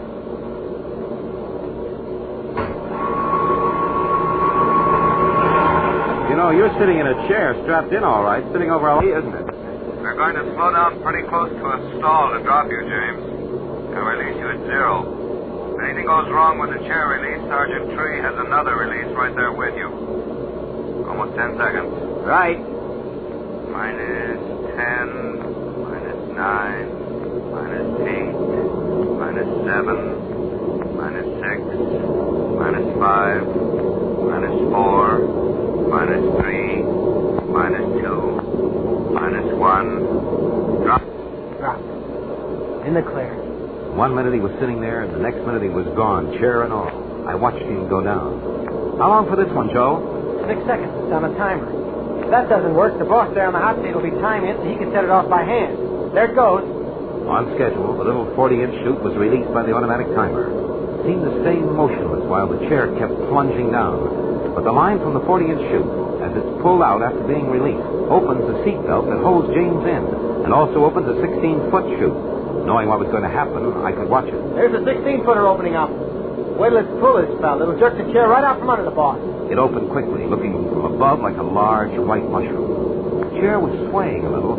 All of a sudden, the pull of the big chute made itself known, and Victor James slipped right off the chair.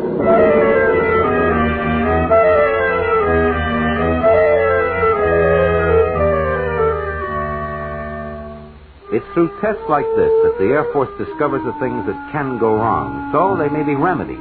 In fact, the more I learned about this remarkable business, the more impressed I was with the care and the attention the Air Force gives to every little detail. Well, these drops are all part of a program to see what the body can do and what it can't do and what should be automatic. The automatic man, that's what you want. No, not me. That's the last thing in the world. You know, in the old parachute, you pulled on the rip cord and the parachute popped out. And then it was worked so that the cord was pulled for you as you left the plane. Those static lines we were talking about. Now, suppose you're up 45,000 feet, say, and you have to bail out. You told me. You step out and you pull the rip cord, or have it done automatically, and the parachute opens, and you can't breathe on the way down, or you're free. Right, that's right. So you don't open the parachute when you're up that high. You wait until you're down to a reasonably safe level, just a couple of miles up. Now, maybe you've never jumped before, and by that time you're scared. Or maybe, and this is a lot more likely, maybe you've blacked out. Okay, so you can't leave it up to the flyer. You have the ripcord pulled automatically as he leaves the plane. And he still can't breathe on the way down. So, we fooled around with automatic timers and stuff like that, things that I was testing. The system I like best works like a barometer by atmospheric pressure. When you leave the plane, what amounts to the ripcord is pulled, but the parachute doesn't open until the proper height is reached. Well, Vic, I don't see why the ripcord has to be pulled then when the flyer leaves the plane. Well, something has to set it off, the parachute, doesn't it?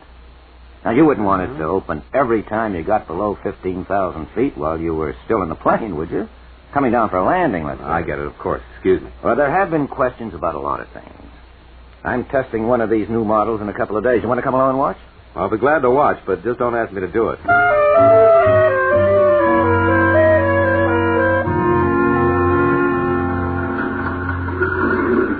Now, see, in a plane like this, it goes this way.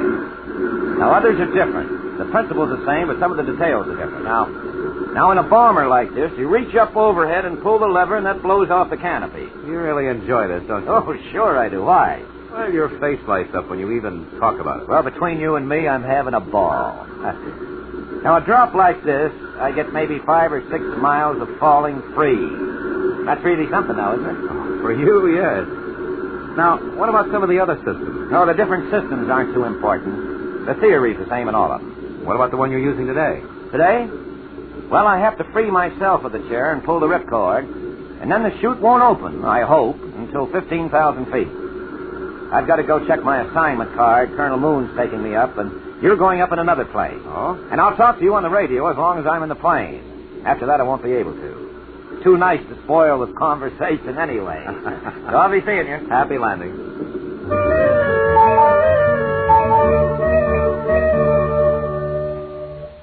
I found I was going up in a sleek and efficient-looking jet fighter. Colonel Moon and Victor James bundled up in baggy-looking men from Mars suits. Got into a T-33, two-place jet trainer.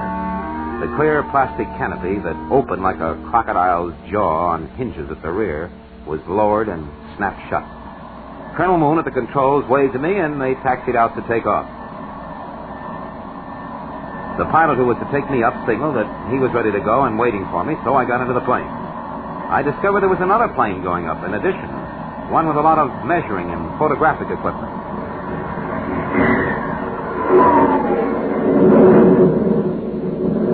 We climbed, as the flyers say, like a homesick angel. I'd lost Jane's plane for a while, but my pilot hadn't. And soon we were going along quite close to it. And then we were joined by the photoplane, the three of us getting higher and higher, flying along together as though we didn't have a care in the world, as though one man in one plane wasn't going to be shot out of it in a minute. Well, what do you think? It's nice up here, isn't it? Lovely.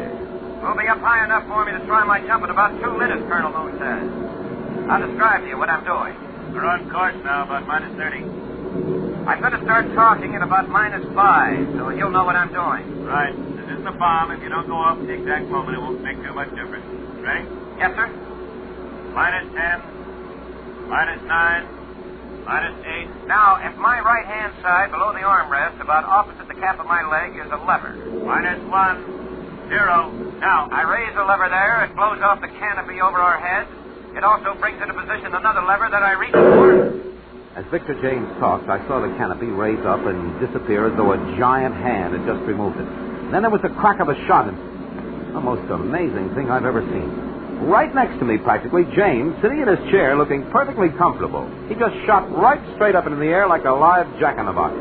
He shot way over the plane, and then he started to fall, well behind the plane as it kept going forward, and his forward speed slowed. I kept watching James. He seemed to be hanging there in space for a long time before he started to fall. He told me it would take about 40 seconds before his chute opened, but it seemed longer to me. Out of the corner of my eye, I saw Colonel Moon in the T-33 suddenly start to dive, and for a minute I thought it was out of control. But then I realized it was done on purpose. I couldn't see James wriggle free of the chair, but he must have because he was falling. And then, way below, I saw his chute open.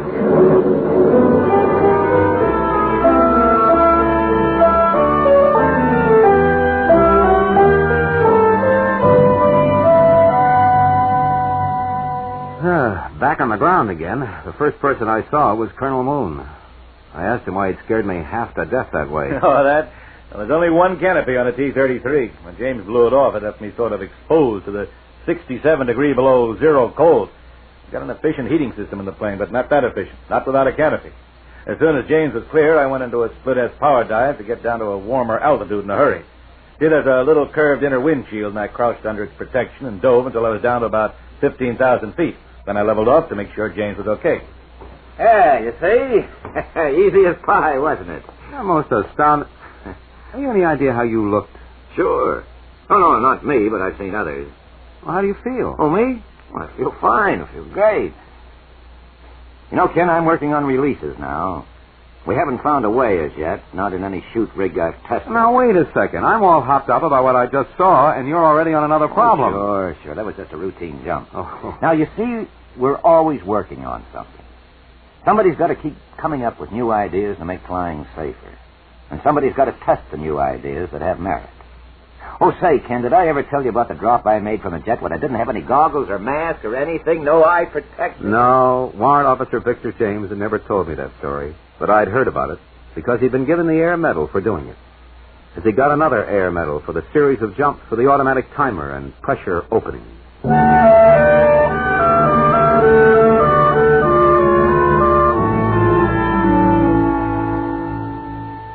all part of what the Air Force's chief parachute tester does in the everlasting fight to make safety precautions keep pace with the speed and altitudes developed in this jet and rocket age. As James himself says, he just tests them, other people think of them, design them, work them out.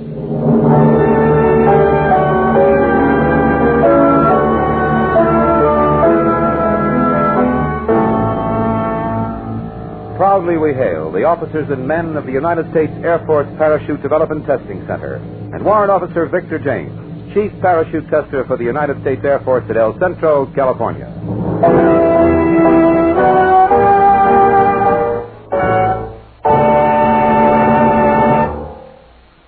Learn to fly. Serve your country in the air. Be an aviation cadet. You'll get the finest aviation training in the world from the United States Air Force, if you're accepted. To qualify, you must be single, be between 19 and 26 and a half years old, and be otherwise qualified. If you can meet the test, join the world's best. Join the aviation cadets. When you successfully complete your training, you'll win your wings and become a commissioned officer. For complete details, visit your local recruiting station or your nearest Air Force base.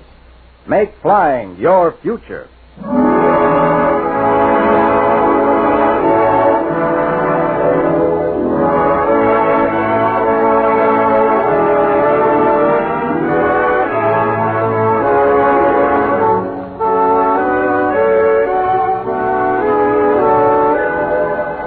This has been another program on Proudly We Hail, presented by cooperation with this station. Proudly We Hail is produced by the Recruiting Publicity Center for the United States Army and United States Air Force Recruiting Service. This is Kenneth Banghart speaking and inviting you to tune in the same station next week for another interesting story on Proudly We Hail.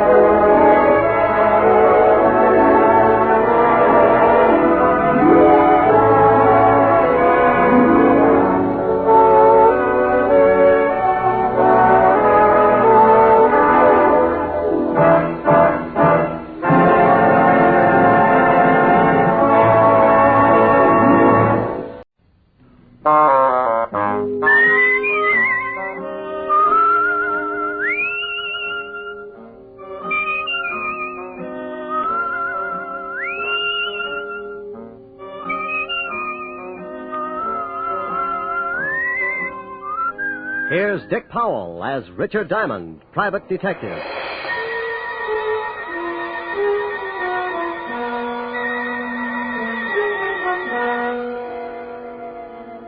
It's 5 o'clock in New York City, and the big neon signs light up the dark office that overlooks Broadway on the corner of 53rd Street. Behind the second-hand mahogany desk, relaxing in a swivel chair, is the leading figure of the Diamond Detective Agency, combination stockholder, office boy, and clue chaser. He is Richard Diamond, and his mind is on a lovely redhead named Helen Asher, as she sits on a couch talking about things he likes to hear. At this moment, however, another scene is taking place in the wealthy district of Long Island. A long black convertible is just pulling up to an old English mansion, and a curvaceous blonde steps from the car. She is met at the door by her brother. Well, good evening, my dear sister. You're looking simply ravishing. How would you know the difference? Oh, drop dead. You disgusting excuse for a man. Why don't you sober up for 5 minutes and take a look at yourself? I did once. Oh, by the way, our dear stepfather would like to see you in the study. Tell him to go... I already did. Now it's your turn. I don't want to. Now get out of my way, Chris. Suit yourself. But Murray Lang's in there with him. Murray? Did I start your heart going picky-pack? Oh, shut up. You better go in and protect your money, darling. Hi, Tailbird. I don't care what your plans are. They concern my daughter, and that's enough for me to put a stop to it. You're not going to put a stop to anything. You can't intimidate me, Lang. You're just a cheap, no-good gangster, and your methods are too well known to frighten me. Come in! Oh, hello, Liz. Hello, Murray. I'm glad you're here, Elizabeth. Mr. Lang and I were just discussing your future. Now, I'm surprised you put up with it this long, Murray. Come on. Let's leave my dear stepfather until he simmers down. Elizabeth, I want to talk to you. Well, I don't want to talk to you. Let's go, Mary. Listen to what he has to say. Maybe you'll get a laugh out of it. Well, what is it? I've just been talking with Lang about your intention to marry him. I have advised him that if such a thing were to take place, it would result in the most serious of consequences. Is that all? No, that is not all. When you got into your trouble with the police, my dear stepdaughter, you were paroled in my custody. If I should report to the board that you had violated the terms of your probation, you would most certainly go to prison. Why, you... What's the matter? Aren't you satisfied with the salary you collect for taking care of Mother's estate? How dare you, you little snake! Sit down. You look bigger behind a desk. Well, just yell and scream all you want to. After Monday, you better start looking for another source of income. You know very well it's not the money. But your greasy boyfriend here would certainly like to get his hands on it. Look, I don't give a hang if you are a midget. I'm not going to stand here and listen to you. Murray. No, baby, I won't take it. I'll wring his scrawny little neck. Go on, lad, go on. It would give me the greatest of pleasure to call the police and have you locked up. I'll fix it so you won't have a head to call anyone with. Murray, leave him alone. Can't you see that's what he wants? Yes, well, Mr. Lang. Come on, Liz, let's get some fresh air. I want to say one more thing. Just remember, Father, my probation expires Monday. After that, you won't control any part of my income, so you better start getting packed. And if I report you to the probation board in the morning? I wouldn't. If you do that, you'll not only stop being my guardian, but you'll stop breathing. Get out. Get out, both of you. Come on, Murray.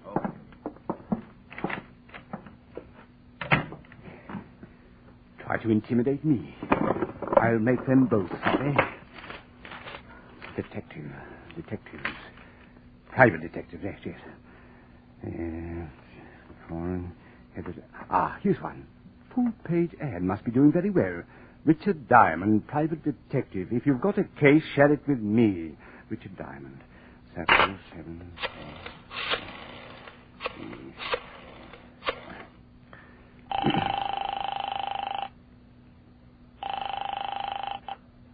Yeah? Mr. Diamond? That's right. I want to hire you for a few days. Oh, you saw the ad. Well, it just so happens I'm available. I can't tell you much over the phone, too many extensions in the house, but it's about my daughter. I'm afraid she's going to get herself into some serious trouble. Well, how old is she? 20. Tell her to wait a year. My name is Chase, Ralph Chase. I live at 82 Maple Drive, Sands Point. Will you come out this evening? $100 a day and dibs on the icebox. I'll see you about 8. Goodbye, Mr. Diamond. What was that all about, Rick? Well, got a job, baby. When do you start? Oh, yes, you're right. No, Rick. You can start it in the morning. You can't break another one tonight. Now, come on, Helen, baby. A job's a job. And a date's a date. I won't let you break this one. Your car downstairs? Yes, but I can drive myself home, please, Rick. You promised you wouldn't break another one. Keys in it? Yeah, look. I want to hire you to protect me for this evening. I've been receiving mysterious phone calls, and I'm in fear of my life. Really? You've got to take the job. Old friends come first. I'll have to get home and shave before I start working. You mean you'll take it? After 12:30. Bye, baby. You beast. Oh, you must be getting tired from driving that big car around all day. Grab a cab, honey. It'll give you some rest. I'll take good care of your car. What? Want $1 for the cab? Huh? No. On second thought, you only live about 25 blocks. Walk will do you good. Rick. Deep breathing all the way up Fifth Avenue.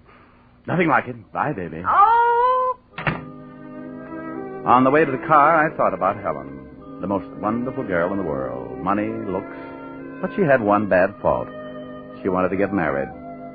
I got into the big sedan and headed for my apartment. I'd been up late the night before with the blonde singer, and I was feeling tired.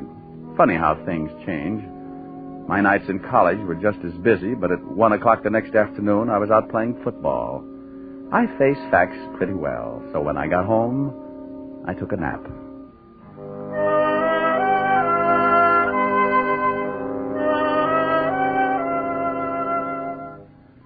I slept until 7 and got up and dressed. I drove Helen's car out to Long Island, and at 8 o'clock sharp, I was ringing the doorbell of the Chase Mansion. It was a big house, all right. If they built another one like it, Long Island would sink. Well, to someone at me chamber door. My name's Chris. Boo. Blow your booze some other direction. Your breath would wither a lung. My alcoholic exhalations are composed of the finest ingredients. You must have a weak stomach. Look, if you'll just stagger out of the way, I'd like to see Mr. Chase. Dead or alive? What? Nothing. I was just thinking out loud. Well, go right ahead. And after your talk with my stepfather, you can find me in the bar. You'll probably wind up like I am. That's a sweet thought. Where can I find your stepfather? Probably in the library, lying in my money. I left him leaning against the front door, gagging on the fresh air. I wandered down a long hallway and a big sitting room, furnished with enough antiques to make the Metropolitan Museum give up in shame. There was something about the place, a heavy quietness, like a bar of gold in a dark room. The shot had come from up ahead, and I tried a couple of doors before I found the room. Mr. Chase! Mr. Chase! Here! Mr. Chase? Yes. Come in and shut the door. I looked over at Ralph Chase crouching behind a desk. He got up slowly, all 5 feet of him. And I tagged him for a guy who would give $1,000 for every inch you could put on his legs. He looked like he could afford to be a mile high. The tall French windows were open at the back of the room, and you could still smell burning cordite. Someone tried to shoot me from the garden. Yeah, I heard the shot. You must be Diamond. That's right. Don't you think you better shut the French doors and pull the drapes before someone takes another shot? Yes, very good idea. You pull the sage diamond. Hey, you can start earning your money right now. You're a little excited, but I'll start to work. All right. Be careful, he might still be out there. Well, I doubt it. I can't see anyone out here. Oh, he just missed me. You can see where the bullet hit the wall. I jumped and hid behind the desk. Didn't you hear him on the porch? No, he must have stood in the soft grass that surrounds the garden. That's a good 10 feet from the house. You're lucky he didn't move in closer. He probably wouldn't have missed. Got any idea who it was? Of course, it was Murray Lang. Murray Lang?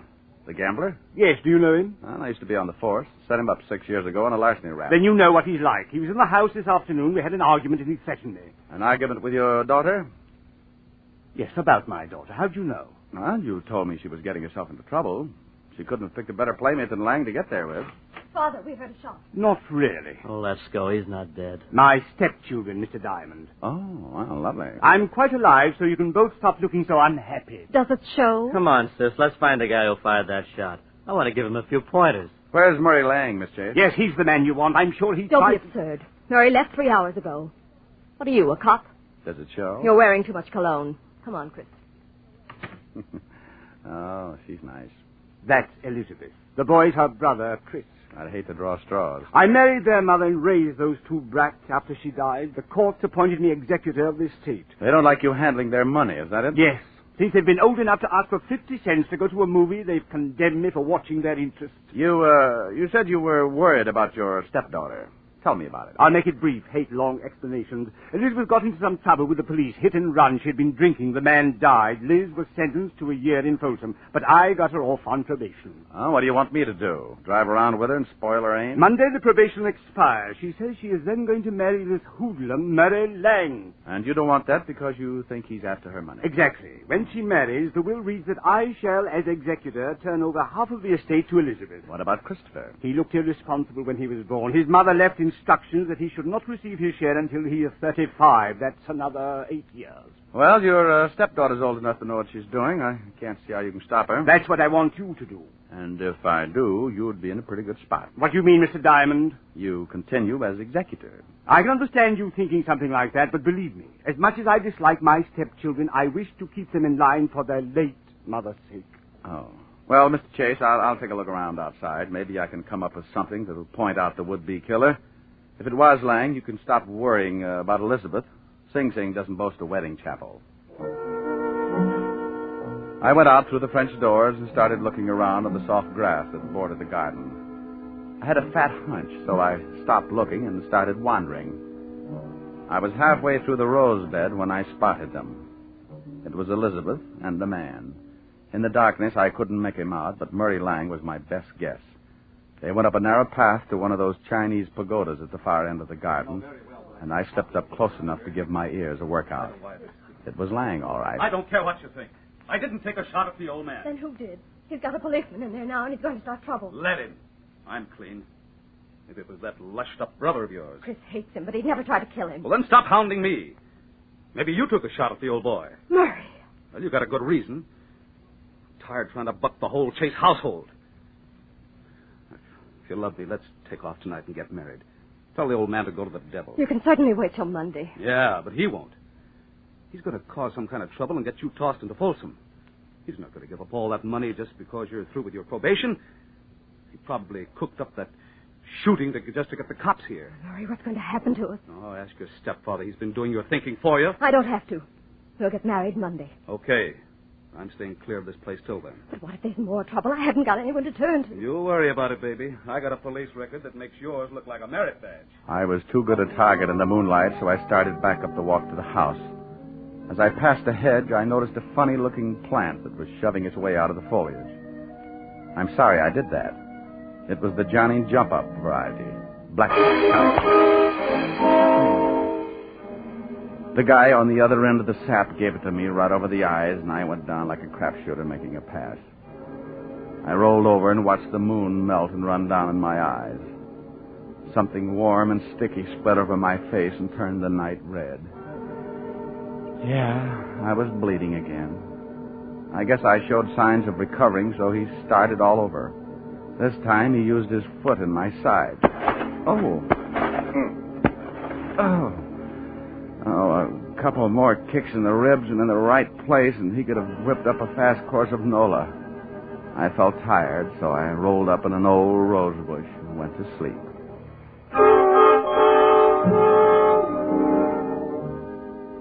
When you finally start coming around, it's like swimming your way out of an acre of mud. If you've taken enough beatings before, you diagnose things in a hurry. The pain in your head is where you got sapped. The ache in your ribs is where he booted you. And the thought in your mind is, it's something about an eye for an eye, if you've got one left. I sat up slowly and looked around. No one in sight. My watch said 10 o'clock. I'd been out for an hour, and I was feeling lonely until I started to get up. I made it to one knee and looked down at the best reason I could think of for staying home nights. It was Murray Lang, and you couldn't blame him for staring. He wasn't impolite, just dead.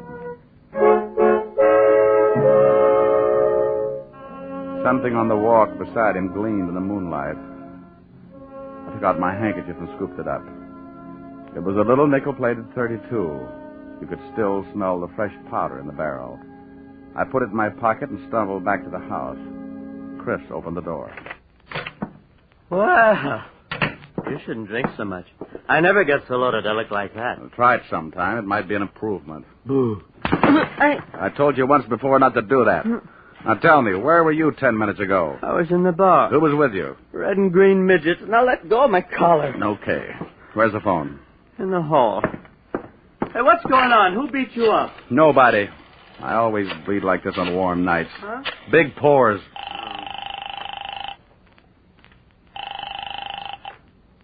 Homicide, Sergeant Otis talking. Who taught you how? Did you sit up nights with a parrot? Oh, very funny. Only one guy could think up a lousy joke like that. What do you want, Diamond? A picture of you. I'm going to show some doctors that mercy killing has its points. Now, let me speak to the lieutenant. Comic. Homicide, Lieutenant Levinson. Hello, Walt. This is Diamond. Oh, wait a minute. Let me get the bicarbonate. What's the matter? I get stomach trouble every time you call.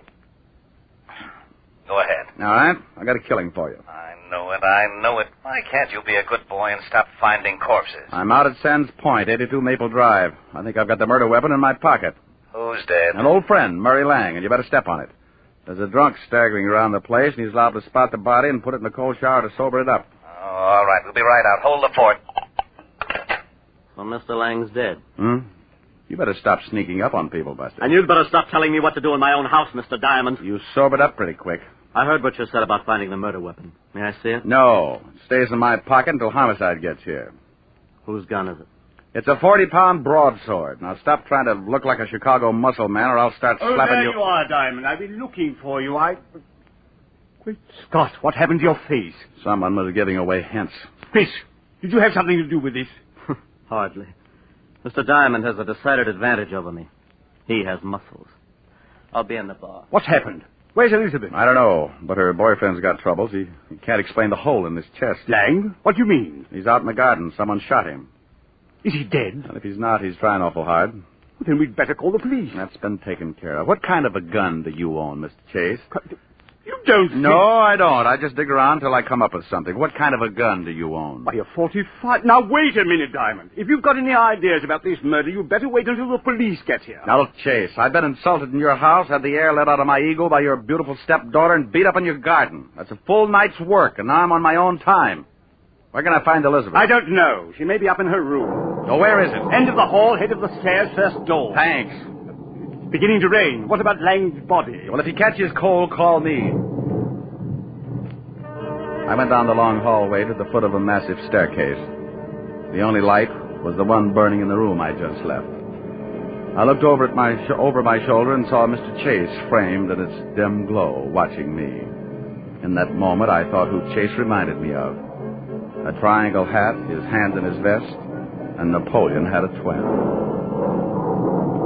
I went up the stairs 2 at a time. Yes? Pardon me for barging in, but some guy in the garden just beat all the bashfulness out of me. How dare you? You get out of my room. You better put on something a little warmer, honey. That thing would start a Harry Carey epidemic in Boston. What do you want? Yeah. What did you do after Lang left you in the garden? What? Big ears. I overheard everything you said. I see someone pushed your face around. It's an improvement. Did Murray catch you eavesdropping? Well, if he did, he won't have much time to gloat. What do you mean? If you've done anything to Aren't you Murray... getting ready for bed a little early? I don't know what you want. I don't have to answer any of your ridiculous questions. Now, if you don't turn around and get out of here... What's the matter, baby? The drawer empty? Lose something? No. Maybe this is it. Where did you get that gun? It was lying in the garden beside your boyfriend's body. Beside... That's it, lover. Now sit down and relax. Is Murray dead? Like Jimmy Fiddler's gossip column. Didn't you hear anything after Murray left you? Oh, no. I was crying. I ran back to the house, came up here. Is there another way back to the house besides the path that Murray took? There's one that leads to those outside doors. I came right to my room. Please leave me alone. This is your gun, isn't it? Yes, but I didn't do it. I didn't. Murray and I were going to be married Monday. Ballistics will probably show it's the one that did the job. You better tell me everything you know. I don't know anything. I didn't shoot Murray. Someone stole my gun from the drawer. Oh, please find out who did it. If they hold me, I'll go to prison anyway. Please, Mr. Diamond, please. It's going to be tough if this is a gun. I'm pretty sure it is. You could still smell the powder when I... The powder. What's the matter, Mr. Diamond? Huh? Oh, nothing. Look, you stay in your room. Maybe I can do you some good. I promise you'll stay here. Sure. I'm not going anyplace. And try and snap out of it. Sometimes you keep losing until there's nothing left to play with. It breaks the jinx. I went downstairs and started looking for Chase. As I passed the doors leading to the garden, I stopped cold. A flash of lightning turned the garden flat white. Someone was standing over what was left of Murray Lang.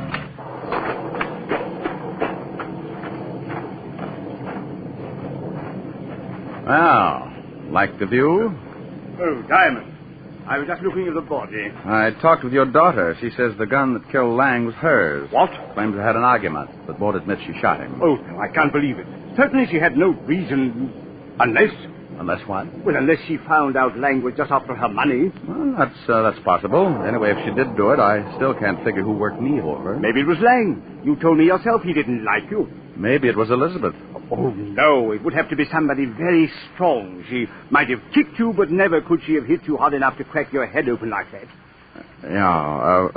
Tell me, when does Elizabeth come into her money? Why, at the end of the probation. The court set it aside until she was cleared of all charges. Who gets it if she goes to prison? Well, I'm the sole executor of the estate, but she's not going to jail. She didn't do this thing. I'll get the best counsel in the country. I'm sure you will.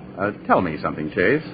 It's pretty obvious that my face got pushed around, but how did you know my ribs got the same treatment? What? It doesn't show. It just hurts. Why, well, you told me. What are you getting at, Diamond? You'd have to reach pretty high to sap me, but if you were mad enough, you could make it. This is absurd. I'm going inside. And when I get grouchy, it's better to listen. I'm liable to use you to make the flowers grow. Go ahead, Mr. Diamond. I'm listening. Well, everybody in this house has some sort of motive for killing. With Elizabeth, it could be the old story of a woman scorned. With your lushed-up stepson, he could want to put the blame on his sister so he'd get more than his share of the estate. And we certainly know you stand to profit if Elizabeth goes to prison, because you retain custody of the family fortune. I'm getting wet, Mr. Diamond. Everybody's story's weak, but only one of them doesn't stand up. You said earlier this evening someone tried to shoot you from outside your library. Of course they did. You have the shot and saw the bullet hole. That's right, I did. But you told me he was standing outside the room by a good 10 feet. Nothing to say, Chase? You're trying to catch me up in something. Oh, you are so right. Now, when I walked into that room, I could still smell burning cordite. To smell fresh gunpowder like that, the gun would have to have been fired outside the room. You staged it, so I'd think someone was trying to kill you. Is that all, Mr. Diamond? Outside of the slip you made about kicking me in the ribs. Now, let's go inside. I don't think so, Diamond. Oh, that the 45 you were telling me about? Yes. Go ahead, make a try for it. I'm going to show you how it works. You kill Lang with your stepdaughter's gun, and you're going to collect the money if she goes to prison. Oh, you're a slob. My stepdaughter could easily kill 2 men tonight. You're in a spot. You can't shoot me with that 45 and make it look like the same person killed Lang, too. So you've got to get the 32 in my pocket. Give me Elizabeth's gun, Diamond. You try and get it, Chase. Why, you... Rick, are you out there? Better give it up, Chase. That's the law. He eats little men like you. Rick! Stay right there, Diamond. Another killing won't matter if you try and stop me. For Pete's sake, if you're out there, Rick, answer me. I'm getting soaked. Just keep your mouth closed, Diamond. I'm getting out of here. You'll never make a Chase. They'll pick you up inside of an hour. Not if you're too dead to tell them. Yes, that's it. If I kill you, I'll eat at least... You should watch your step, Chase. Keep the head down, Lieutenant. Somebody's mad. Shut up, Otis, and get out from under that bench. Rick! Over here, Walt. What's going on, Rick? Who's doing all the shooting? Oh, he took turns. He was just going to kill me when he tripped over the body of his first victim. I used this 32 in my pocket, shot him twice. He's dead, Lieutenant. Give me my baking soda, Otis. Here, yell at him. Don't look so unhappy, Rick. He was going to kill you. Oh, I'm not unhappy. I'm just sore that I didn't have time to take the gun out of my pocket. I ruined a darn good coat.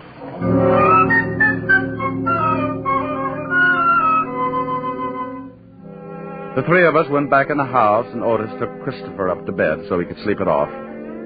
Walt listened to the story as I told it to Elizabeth. She cried a little and thanked me with her eyes. Walt went downstairs to clean things up, and I sat by her bed until she went to sleep.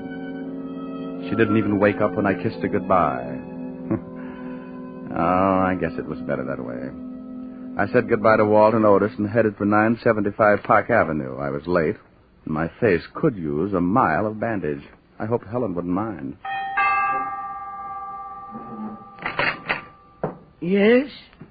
Oh, my goodness. Hello, Francis. Tell Miss Asher I brought a car back. Oh, how bad a wreck was it, sir? Give me a glass with a backbone, will you, Francis? Yes, sir, right away, sir. Miss Asher's in the study. Thank you. Thank you. Hi. Well, it's a bust. Oh, Rick, not again. Mm-hmm.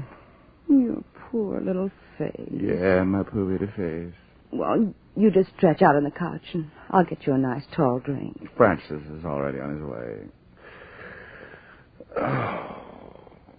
Feel better? Yeah. Oh, yes. Got a pillow? I'll hold your head up. How's this? Mm-hmm. Like some music to go with it? Sure. Turn on the radio. You comfortable? Mm-hmm. How about you? Uh-huh. That music sounds like San Francisco. Remember the top of the mark? Yeah, fun too. Mind if I turn off the light? The glow from the fire is enough. You're cute. Better? Much. The snow is snowing, the wind is blowing, but I can weather the storm. What do I care how much it may storm? I've got my love to keep me warm. Mm-hmm. I can't remember a worse December. Just watch those icicles pour. What do I care if icicles fall?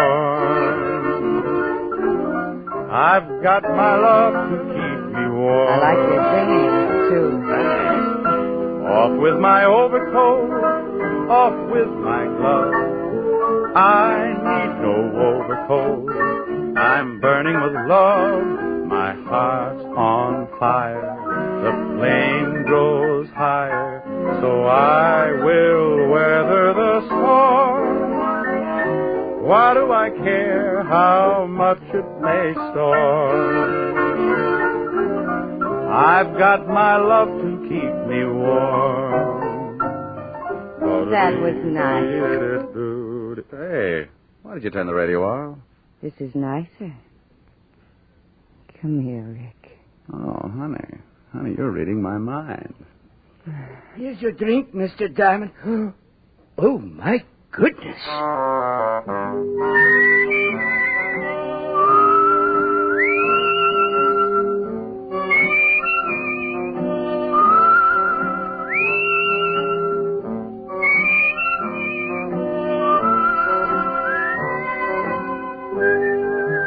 You have just heard the fourth of a new series, Richard Diamond, Private Detective, starring Dick Powell. Helen was played by Virginia Gregg, Lieutenant Levinson by Ed Begley. Also in our cast were Wilms Herbert, Betty Moran, Jay Novello, Jack Edwards, and Tal Avery. Music was under the direction of David Baskerville.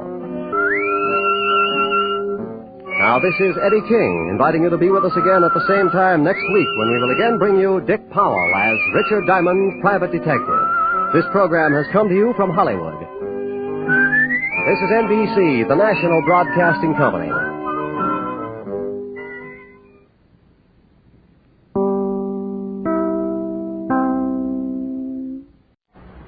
Now, Crime Does Not Pay, starring Diana Barrymore as Judy Fraser in Carnival Frail.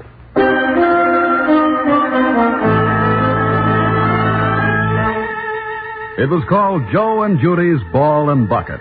It was the old bucket game. You came through the milling crowd on the shabby, scrawny Midway. You stood at a scarred counter and you threw rubber balls at a bucket. If 3 of your 5 chances stayed in the bucket, you won a prize. Some incredibly cheap ornament or a slyly disreputable doll. That was all, as far as you could see.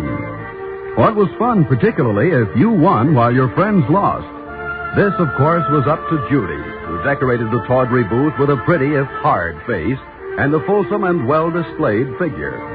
You see, Joe did the barking and Judy pulled the string. The string attached the plunger under the bucket.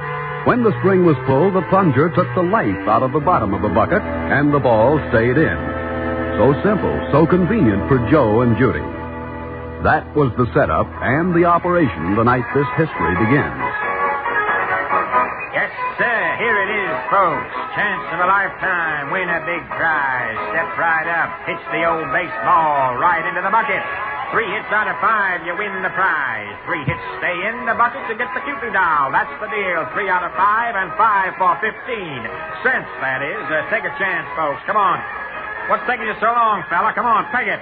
Okay, here we go. Hey, too much on the ball, son. That way they bounce right out again. Yeah, looks that way, mister. How's this? Uh-oh, another miss. Well, some shortstop you would make. Hey, you sure that bucket ain't got no rubber bottom? You kidding, son? Come on, peg that baseball. The string, Judy. Check. Good girl, Judy. 2 more tries, fella. Here we go. There it is. Start picking a prize, honey. Let the string go, Judy. Aren't you the first time? Our winners tonight. Once more. Oh, shucks. Well, try again, fella. Try the 5 for the prize, only 15 cents. No, I've had enough. Nobody takes me more than once. Like to watch me try it, young man? You? Mr. Sanford? Well, why not? I relax, too, even though I do live on the hill. But the old boy's good. Are you, good, mister? Good enough to put 3 baseballs in that bucket, little lady. And, keep 'em there, mister? I think so. Double or nothing, Mr. Sanford? Well, explain that, young man. You keep 3 in, you get the 5 free and 5 more. You miss, you pay me 30 cents. A big bet. Well, I'll take it. Let me have the first 5. Here you are, sir. Hey, this I gotta see. Martin Sanford at the carnival. No distractions now. Then I'd better get out of here. Oh, not at all, young lady. You'll be my inspiration. Here I go.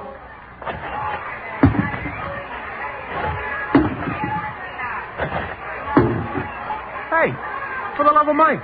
That's terrific, Mr. Sanford. Yeah, ain't it? Here's your next 5. Nobody can say Joe King Welch's. Very well. Watch me. Now.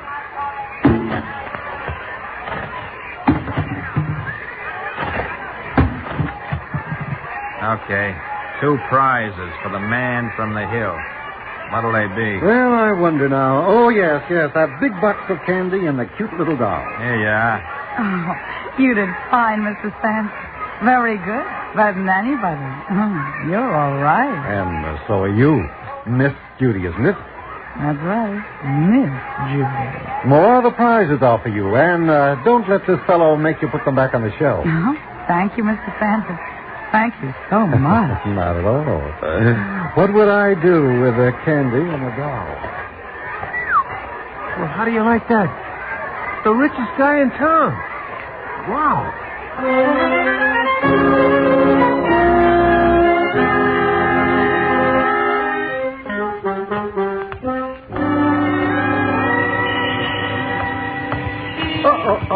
Oh, pardon me, miss. How do you do, Miss Judy? Why, it's Mr. Sanford. Yes, it is.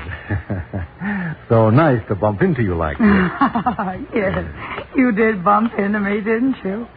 Mr. Martin Sanford. I see you've heard the sign on the door. Yes, that's the Sanford Bank, my bank, and my real estate company up there, 2nd floor. Mr. Sanford, it just struck me. The name of this town is Sanfordville. That's right. Then your family founded it. You're the leading citizen. You make it sound like something exciting. Oh, but it is exciting and wonderful. And here you stand on Main Street talking to an ordinary carnival girl. What will Mrs. Sanford say? Why shouldn't I stand here, Miss Judy? And there is no Mrs. Sanford. Oh? Well, I hope you come up and see us at the grounds when you have time. Well, now, don't you think it's a trifle noisy out at the carnival, Miss Judy? Perhaps it is. Then would you do me the honor of having dinner with me some evening? That is, if it doesn't interfere with your schedule of work. It won't interfere. You tell me when. I would, but I'm sure a young lady like you will have, younger men to spend her free time with. Oh, you underrate yourself, Mr. Sanford. Then this evening, perhaps. What? I think that'd be very nice. You know, Mr. Sanford, I haven't a thing to do with myself today. From this minute on.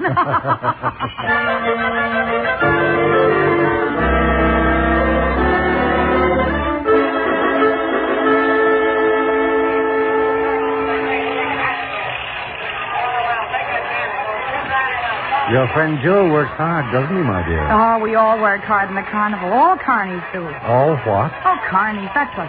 People in the show. Oh, I see. Live and learn. That reminds me. You want to see how you won the other night? Yeah, I won by putting the ball in the bucket. Did you? Come here. Look through the flap of the tent. Here. See the string Joe's got wrapped around his ankle behind the counter there? Yes, whatever for? Oh, I usually hold it. See how it disappears under the table holding the bucket? Yes. That string is attached to a plunger. When it's full, the plunger makes the bottom of the bucket hard. The balls stay in the bucket. When the string is loose, the bottom of the bucket, well, it's sort of like a rubber pad. The balls bounce out.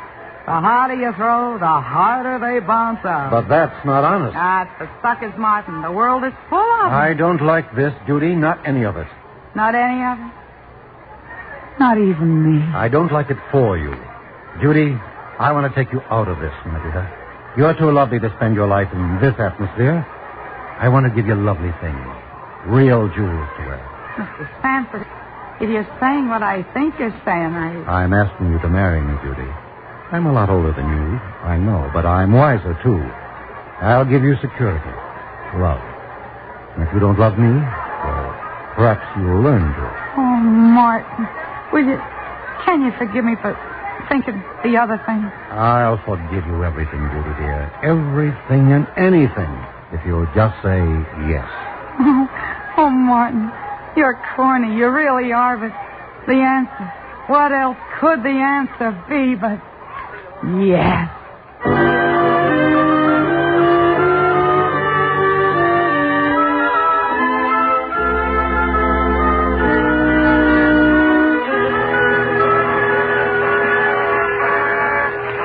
Where you been, Judy? You know you're still to come on. Get to work, huh? I'm tired, Joe. Tired of the noise, the racket, the suckers. The pulling up and traveling and setting up in some other jerk town a day later. Save it, kid, save it. You're a carny and you always will be. I'm trying to tell you, Joe. We're through. I'm quitting. Now, on. You ain't struck no gold mine. Yeah, maybe I have. Maybe I've struck it rich. What do you mean you struck it rich? How'd you get rich, Judy? Yeah, how would I get rich? Look at me, Joey. Look at me. All over. I don't see nothing I ain't seen before. Yeah, but suppose you hadn't seen it before. And suppose you weren't so young anymore.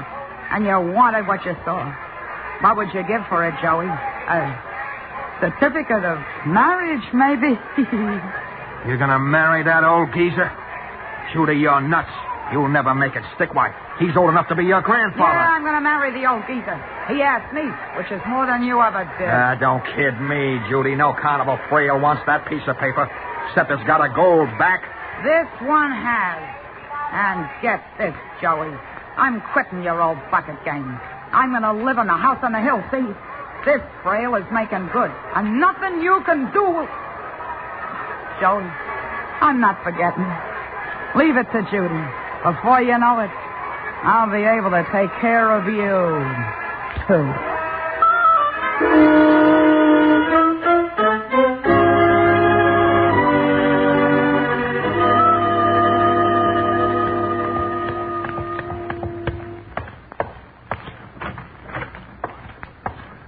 Oh, it's you, my dear, going out? Oh, yes, darling. I'm going out shopping. You were in your study. Well, run along, sweetheart. Enjoy yourself. Thank you. Husband mine. You like that word, don't you? Husband, I mean. Who wouldn't with you, Martin? See you later, dear. Take care of yourself, dear. Don't drive too fast.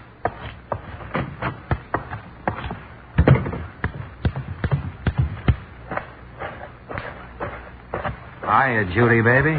Joe. Joe, quick. The garage. You might see you.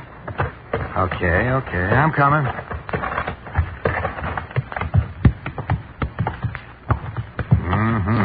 Quite the layout. Nice car. The works. What's wrong, Joe? I need dough. Give. I don't have any. Everything's charge account. Well, then sell some of the stuff. I want dough. I want it today. How many times do I have to tell you I don't have any? Well, then get it. Why do you suppose the old geezer would like to know what he meant? You wouldn't dare. Wouldn't I? It's a great story. A carny dame, a frail who was a knife thrower, a sharp kid who worked every sideshow in the Midway, including the Hooters, and some we don't mention in polite company. I tell you, it's too soon. You'll kill the goose, Joey. You can't do that. You know I'm square with you, Joey. You know... What do I do in the meantime? Panhandle nickels? Joe, will you work with me? Not against me. Will you take a ride on this thing with me? How? Keep talking. I can get you a job as his valet. The man just quit. I'll talk Martin into taking you on. Then we'll both be in on this. And it's soft, Joey. It's soft.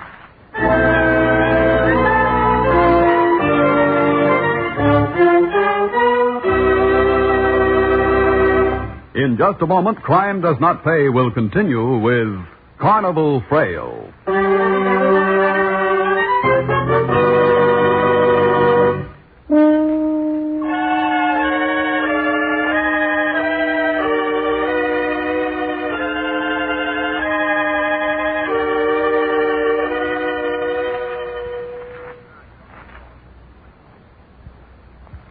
Now we continue with Crime Does Not Pay, starring Diana Barrymore as Judy Fraser in Carnival Frail.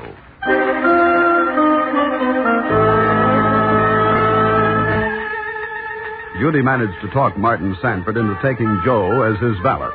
It took some doing, but the old man couldn't deny her anything like that.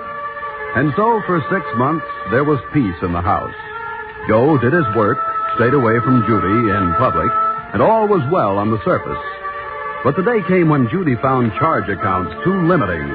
There were questions concerning occasional things she bought, items which seemed to disappear rather soon after they were purchased. There were little impatiences, too. Martin Sanford was not a stupid man. However, it was Judy herself who broke the quiet first. Martin, why don't you let me have an allowance? You don't want for anything, do you, dear? Oh, Martin, must you play with your toys even when I want to talk seriously? My collection of weapons is the finest in the state. They're not toys. Far from it. This knife... Ah, yes, I know all about that. Can I have an allowance, Martin? May I? All right, may I? No. I'm your wife, Martin. I'm entitled to a reason. You don't need cash. I can't go around without a penny in my purse. It's shameful. I have to charge ice cream sodas even. Then don't drink them. You treat me like a child. You're making me hate you. Like everybody who owes you or the bank anything hates you all over town. What do you know about that? I hear talk. I see people give me looks. I know. Now you're treating me like you treat them. Before we were married, it was different. It all was different before. You learned to accept your position, Judith. You're my wife. To the outside world, you have position, wealth. And you will live up to them. Here, you're going to do as I say. You spend more on your guns and knives than you do on me. It's my money, and one word from you, Judith, and I'll change my will. You understand? Now, think that over, young lady. I'm going upstairs for a nap.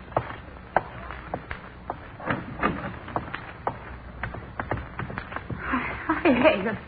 I hate him. I can't stand him. Easy, baby, easy. Oh, that's no way. You killed a goose, you know. Leave me alone. Not if I can help it.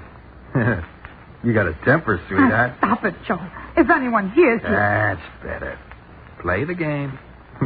We're doing okay in a lot of ways. Okay, I said. When the time comes, I'll tip you off, and then we split the works.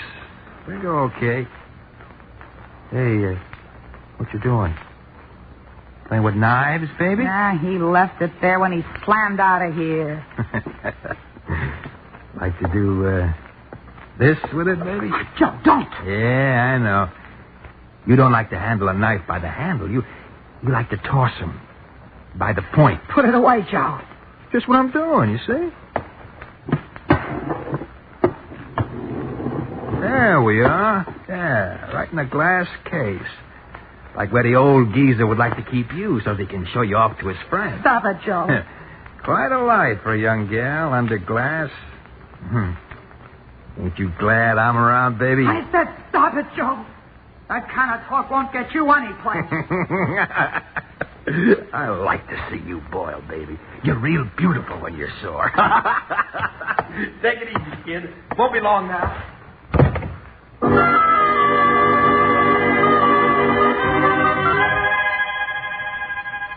They're both mean, nasty. The old man in an old man's way.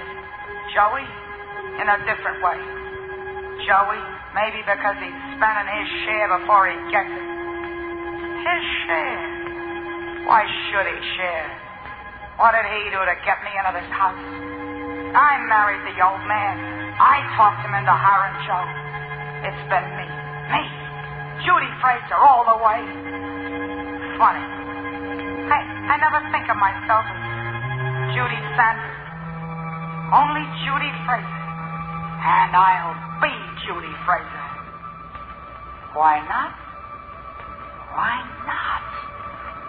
Both of them. Both of them at the same time. Why not?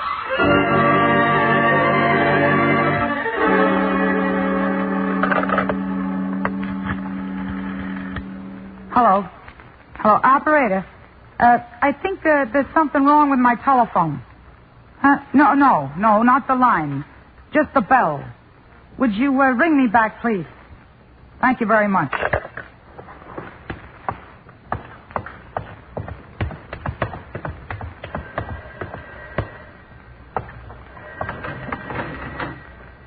Judith. I'm coming downstairs, Martin. Never mind. I'll let you can stay up there. Hello? What's that? That's the last phone you'll answer.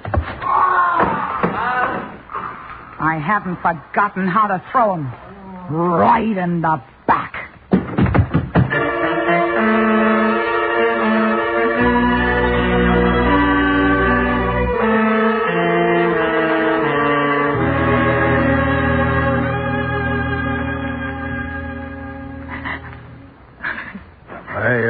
I'm sorry to bother you, Mrs. Sanford, but I thought I'd better tell you first. Who are you? Detective Bush, ma'am. Captain McCardle sent me over to make an arrest. Make an arrest? Yes, ma'am. The fingerprints were on the handle. Clear as a bell. Funny, he didn't think to wear gloves. Prince? Whose fingerprints? The valet's, ma'am. Mr. King's. I have a warrant here for Joe King. First-degree murder.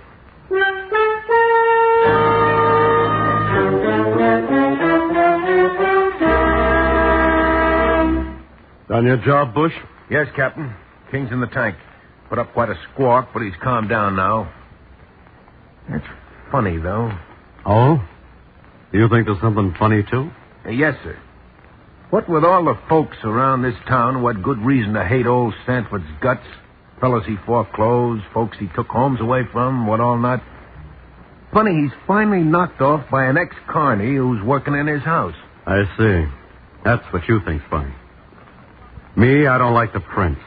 They're clean? Just the way he grabbed the knife and rammed it in? I know, just the way he grabbed the knife, but it doesn't necessarily mean he rammed it in. In fact, Bush, those prints are so clean, I'm pretty sure King didn't stab anybody with it. If he had, the prints would be blurred.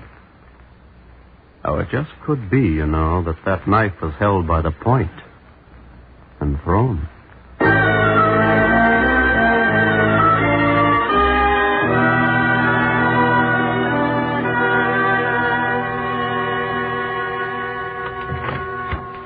Oh, Mrs. Sanford. Thank you so much for coming down here. You're very welcome, Captain McCardle, isn't it? That's right. Won't you sit down? Thank you. Sorry to bother you this way, but there were a few items, papers and all, so the estate can be released to you. Just police routine, and it's so much easier to handle here. Oh, don't apologize, Captain. You're a busy man, and I have nothing but time. Wonder what can be holding up that clerk. Will you excuse me a moment? Just make yourself comfortable. Here, smoke if you want to. Thank you again, Captain. So simple, so easy. The hand is quicker than the eye. All right, get in there, you. Captain wants to talk. All right, okay. You don't have to shout, copper. Joe. Well, hey, Rube. Well, look who's here. The rich girl who lives on the hill. Joe, why did you do it, Joey? Why? Why did I do it? Why, you no good Connie Frail. I know, I can't prove nothing. But I'll bet 100 to 1 that knife was thrown from the landing of the stairs. I ought to beat it out of you. Joey, listen, I'll get you a lawyer. The best in the country. I'll save your neck, Joey. And after you get out. You will, baby? You'll do that for me? You will? I promise, Joey. After our days together. Sure, I'll do it for you. Oh, baby, in that knife-throwing racket, too. Oh, you were great. That's when I went for you. Yeah, standing out there in that shiny costume, which wasn't much of nothing, tossing them knives. I seen all your other acts, baby. But the one with the knives? No, sensational. Yeah, I didn't forget how, Joey. You bet you didn't. And with all those other knives, you threw the one with my prints on it. This gets you nothing, Joey. Don't it? Now I know you did it. I'm telling McCardle and Bush. I'm not burning for no frail. No, Joey, no. No, you can't. You mustn't. You shut your rotten trap. Hold him, Bush. Wait a minute. Oh, leave me alone. All right, Mrs. Sanford, that does it, I guess. What do you mean? I'll have you know... Sorry, it won't work, Judy Fraser Sanford. We checked King's background. We found you in it. We checked you. After what we heard just now, you're through, lady. No matter how much they hated old man Sanford, no jury panel in this county will let you get away with murder.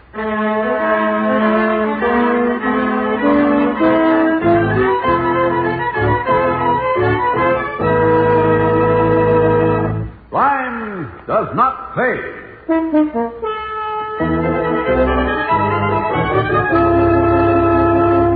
Diana Barrymore, who was starred as Judy Fraser in Carnival Frail, will be back with you in just a moment.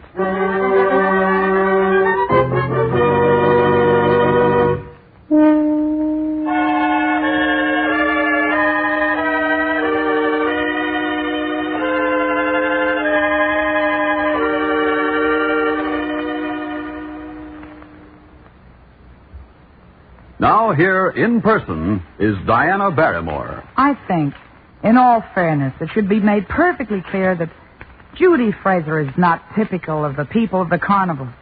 They, too, are show people, and like the vast majority of all people in all walks of life, they're honest, decent, hard-working citizens. But, as in all walks of life, warped, cruel, selfish personalities appear at times in show business. Judy Fraser happened to be a woman like that, a woman whose greed got the better of her brains. She was too smart, too clever. She lost sight, as most criminals do, of the most important fact of all, that for rich, for poor, for great or for small, crime does not pay. Thank you, Miss Barrymore. Crime Does Not Pay is written by Ira Marion and directed by Mark D. Loeb, with music composed and conducted by John Gart. Technical advisor is Burton D. Turkis. The events, characters, and names used in the story you have just heard are fictitious. Any similarity is purely coincidental. This is Bob Williams speaking.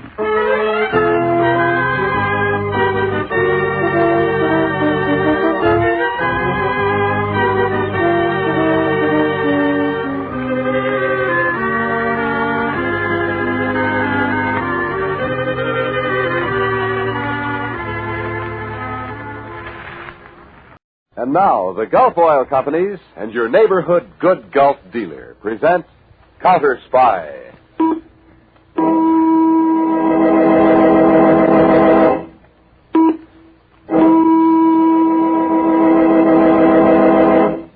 Washington, calling David Harding, Counterspy. Washington, calling David Harding, Counterspy.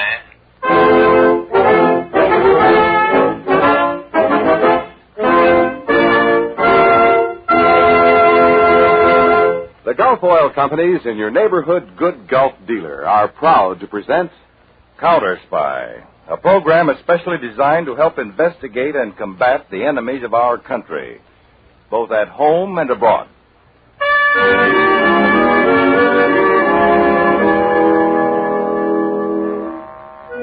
This is David Harding. Last November, Congress passed the Boggs Act, an amendment to the federal narcotics law, providing for stiff mandatory sentences for offenders. To implement this act, a special squad of 400 agents was carefully trained and assigned to narcotics duty. A series of nationwide mass arrests followed. The specific case you're about to hear has been selected from among hundreds because of its unusual nature.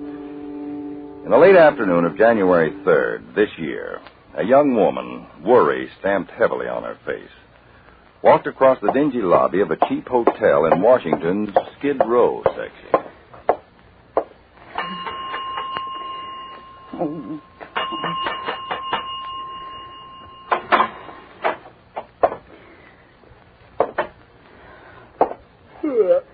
No rooms, girlie. All taken. I don't want a room. I'm looking for someone who registered here. His name is Frank Stewart. Hey, girlie. Never heard of him. I know he's here. What room is he in? Oh, girlie, I told Will you. Will this help? Well, why didn't you tell me that? What room? 2A. Just up those stairs there. First flight. Last room to the right.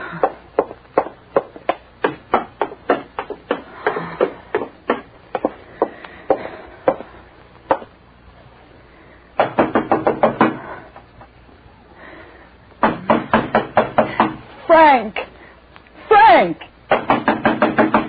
Frank, I know you're in there. Please let me in. Go away. It's Elaine. Let me in, Frank. No, I don't want to see you. Open this door. I've got to talk to you. It's no use. Go away, please. Frank, I'm staying right here until you let me in.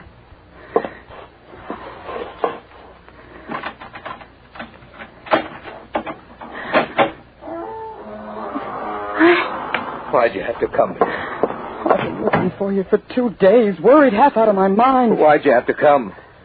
Why'd you have to see me like this? It would have been better if you'd never found me. Sit down here on the bed. I want to talk to you. Oh, leave me alone. Just leave me alone, will you? Please sit down. Let me go. Can't you understand, Frank? I only want to help you. Can't you understand I'm beyond help? Can't you see her? You're blind. Go on, get out. Let me alone. Frank. Frank. I'm so sick. You're going to get better now. No, it's hopeless. I'll get help. Oh, it's too late. 3 months ago, maybe even 2. But not now. I've already spoken to a doctor. He said you can't... You only hurt yourself doing that. It must look fine, a woman with the kind of job you have, with a brother like me. You only shamed yourself. There's nothing to be ashamed of, Frank. Any more than any other illness. Now, come on. I'm going to take you home. I can't. The doctor will tell us what to do. I'll take care of you. Don't you see, Frank? Everybody will want to help you. But I don't want to help myself. You will. Don't you think I've tried? It didn't work. It's no use. Frank, you're going to get well. You're going back and live a normal, healthy life. You're going to get well. You understand that?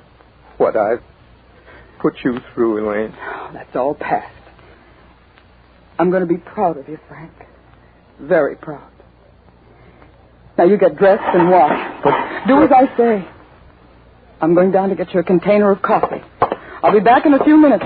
Now you be ready. I'll be ready. Oh.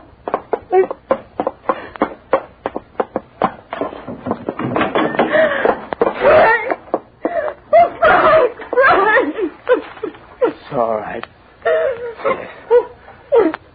It didn't have to end this way. It could have been so different. No, sis. It couldn't. There wasn't any other way to stop.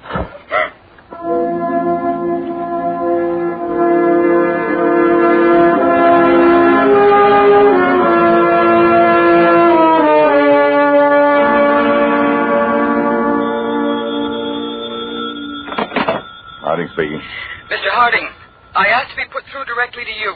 This is Agent Elaine Stewart. Yes, Miss Stewart. What is it? I must see you right away. May I come to your office? Why, of course, but what's this about? Murder. What? One just committed. And if I don't see you right away, I'm afraid another one will be committed. This time by me.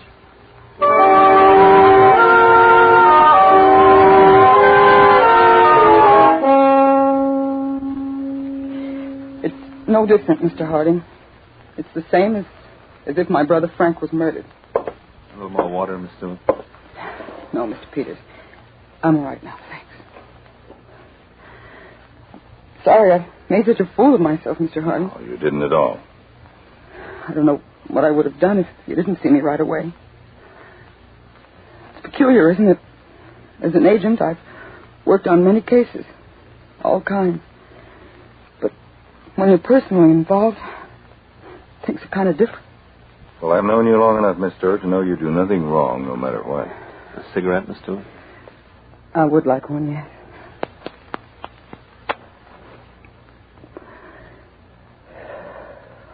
Thank you. You'd never know it, but I'm supposed to be the unemotional one in the family. Now, look, you've been under a terrific strain. I think you're doing just fine. Miss Stewart, is there anything else you could tell us about this? I don't know. I may have forgotten something. When did you first discover that your brother had become addicted? For sure? Only a few weeks ago. You didn't notice any symptoms before that? I knew something was wrong, but I just thought he was tired, nervous, maybe overworked. Mr. Harding, I'd give anything to get the people responsible for Frank's death. You didn't live with your brother, huh? No, we had separate apartments. You knew his friends? All of them, I think, with one exception. Who's that? Well, the man who came to Frank's apartment once while I was there. My brother got rid of him very hurriedly. It could be the peddler, Chief. Yes, it could be. Do you remember what this man looked like? Short, thin, cheaply dressed. Oh, and one other thing. Yeah? He had a twitch in his right eye. I see.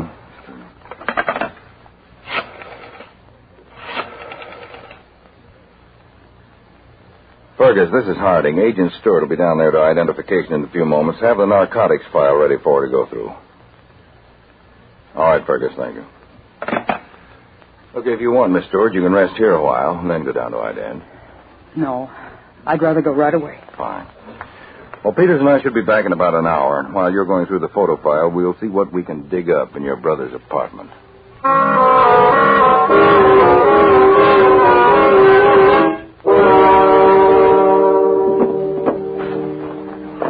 Anything in that chest of drawers, Chief? Come on, Peters. Let's take the clothes closet.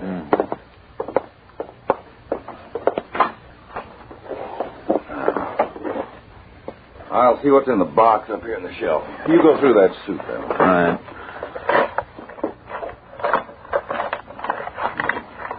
What's in the box, Chief?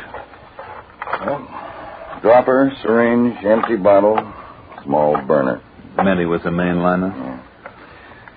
Gone as far as he could, I suppose. Anything in that suit? Nothing. One suit left. Sold himself out completely. In all ways. Oh, wait a minute. His hat.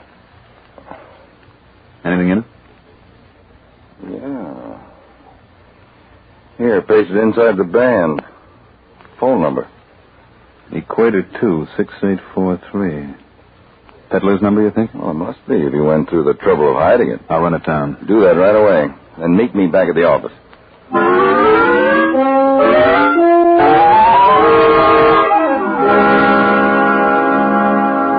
This is his photograph, Mr. Harding. Are you sure, Miss Stewart? Yes. This is the man I saw visit Frank's apartment. You have a look at him, Peters, again, will you? Now, there's no doubt about it, Chief. That's the guy. After I checked on that phone number, I went to the address. I saw him go in. What name's he using? Arthur Dodge. What have we got on him? Real name's Arthur Dayton, known also as Blinky Dayton. Any record? 4 arrests on narcotics charges. 2 convictions. Worked the East here, No, on the West Coast. Last known whereabouts, Del Rey, California. Got too hot for him out there, I guess. Well, we're going to make it even hotter here for Mr. Blinky Dayton.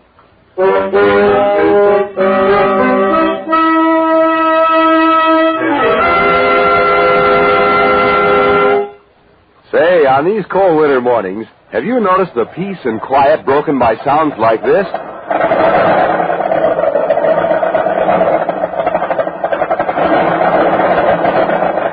Bucking and sputtering like that is a pretty unpleasant way to start off the day, and unnecessary, too.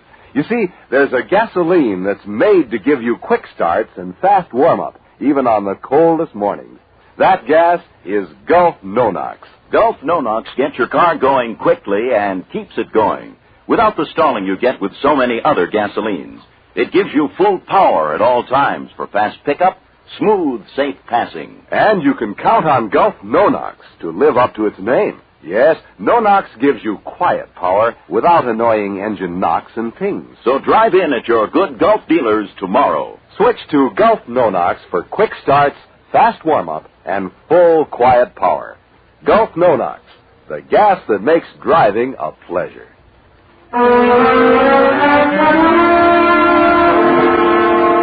Now back to Counterspy.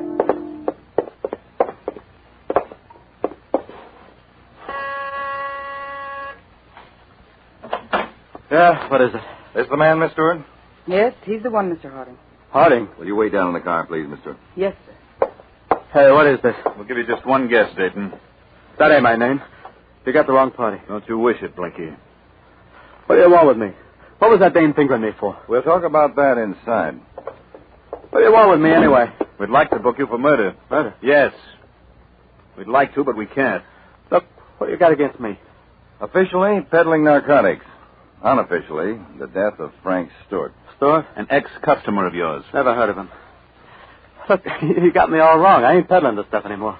Gave it up, That's right. You expect us to believe that? You can, I swear. We don't believe you. You got the stuff here in the room?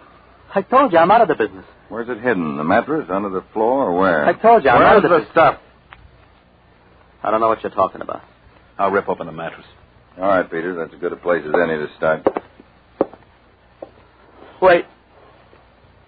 mattress turned out to be the best place to start, Chief. Where'd you buy it, Dayton? What difference does it make? A lot. Now answer, Mr. Harding, where? I don't remember.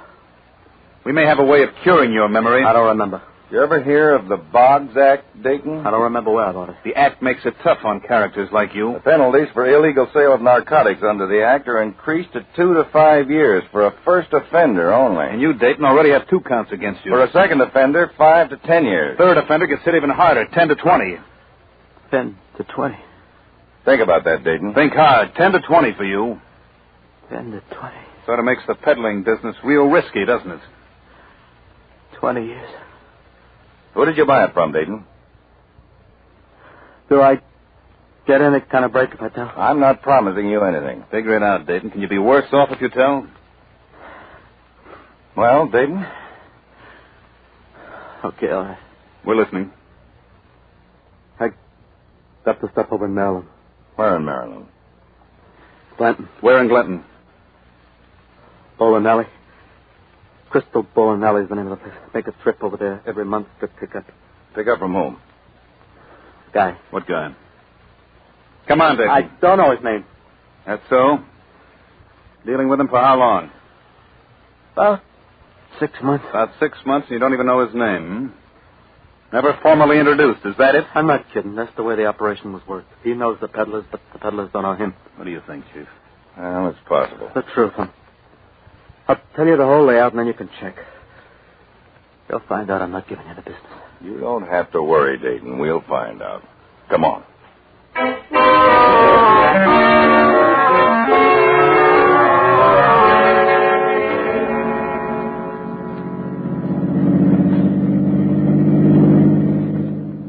So, you see, Miss Stewart, our next job is to find out who the seller is. You didn't get his name from Blinky Dayton? No, he said he didn't know it. Believe him? Well, I'm inclined to. Many times sellers play it that cozy. But you know where the seller can be located. Or if Dayton told us the truth, yes. Bowling alley over in Glenton. Uh-huh. That's where he made his purchase once a month. On the third Monday. I wish I could see this thing through. Well, you're going to. I'm going to put you on the case. Oh, good. But first, you've got just 10 days for a rapid training course in narcotics duty. All right. And then what are your plans after that? Well, on the appointed day, Miss Stewart, you'll visit that bowling alley as Blinky Dayton's girlfriend.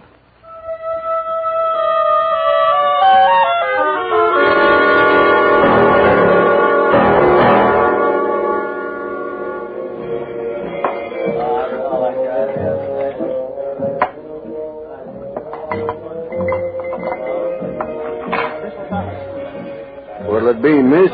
Just ginger ale. One ginger. Okay.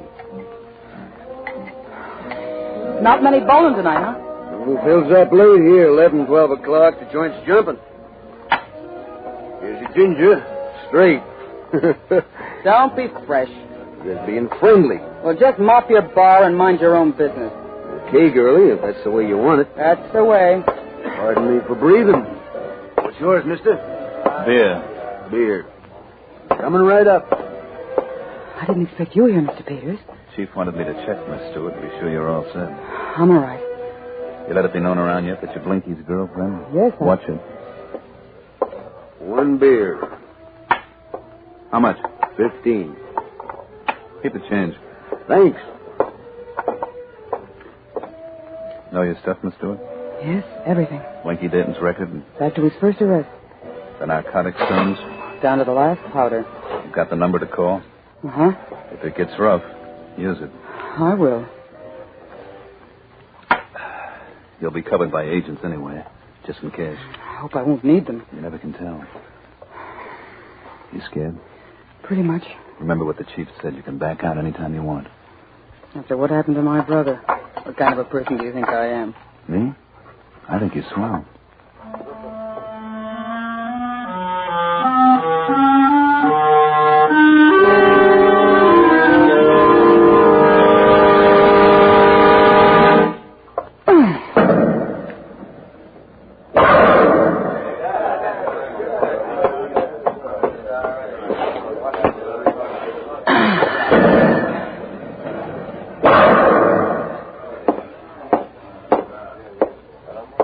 Nice bowling.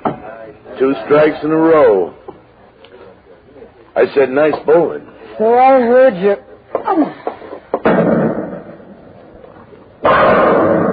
Oh, another strike. Regular champ, huh? You're in my way. Oh, unfriendly type, huh? Not your friends. Maybe I'm not such a stranger. What's your name? Why? Maybe we got a mutual friend. Yeah? Who would that be? That would be Blinky Dayton. I've been waiting for you. Took my time looking you over. What's your name? Helene Stewart. Blinky calls me Ellie. What do I care what he calls you? I only care why you're here. I'm making a pickup for Blinky. What pickup? You know. Maybe I don't.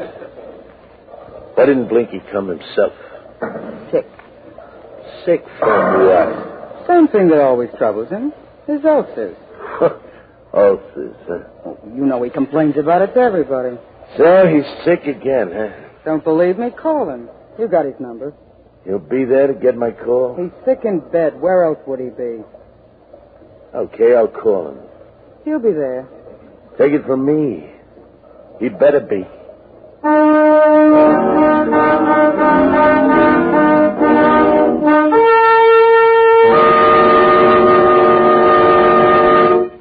Gulf Pride HD, the new motor oil that cuts engine wear as much as 80% in the day-to-day short trip driving that most of us do. Short trip driving, taking the children to school, running errands to the store. That's the kind of driving most of us do. And it's the kind responsible for most engine wear.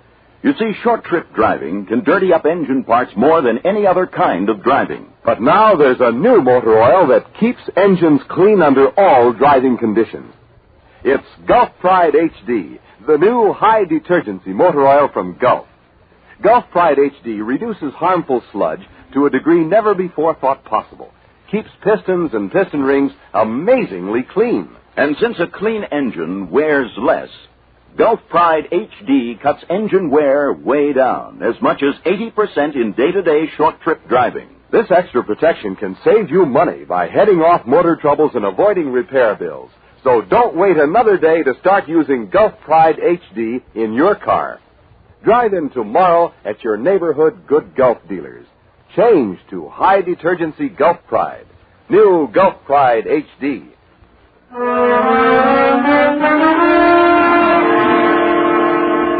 Now back to Counterspy.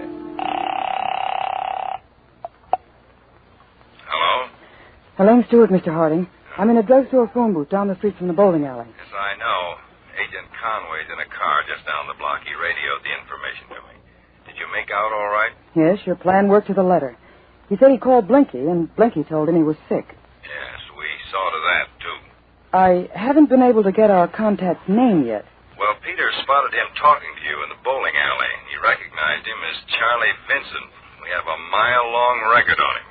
Now, what's your next step? I'm to meet him in an hour. Where? The basement of an apartment house, 22 Elm Street, the boiler room. He'll turn the stuff over to you then? Said he would. All right. That brings us up close to the finish.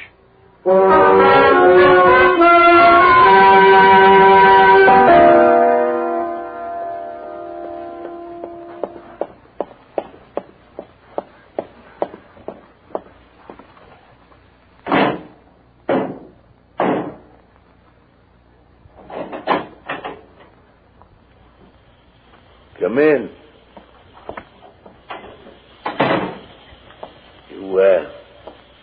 You got the money? Uh-huh. You got the stuff? You know I like doing business with you. Better than with ugly Blinky, huh? Blinky's expecting me back in Washington tonight. Huh? What's your hurry? Well, next time I won't be in such a hurry. Then I can look forward to a return visit, huh? Mm-hmm. You'll see me again. I'm sure. That a promise? It is. Now, how about the stuff? Got 'em right here. 2 capsules of H. Take 'em. Suppose we take him, Vincent. It's only one exit from this boiler room, Vincent. Come on if you want to try a break. Cops. You can wait outside, Miss Stewart. All right, Mr. Harding. She's with you. It's one of us. Get those capital feeders. That's all the evidence we'll need to wrap him up. You're not going to get her any... Hey, quick, Peter. Come on, you cough him up. Too late, Chief. He swallowed it. That's right, Chief. Too late. Now what are you going to do, huh, Chief? We have ways, friend. Who are you trying to kid, friend? I read the papers. Supreme Court threw out a case last month because the cops got their evidence that way. The Supreme Court is on my side. Could I ask for anything better? You might be asking for a lot more before we're finished with you. Who are you trying to scare? I know my constitutional rights. What can you do? We can hold you for 24 hours. So hold me. So what? You take it from me, Vincent. They could turn out to be the worst hours of your life. Let's go.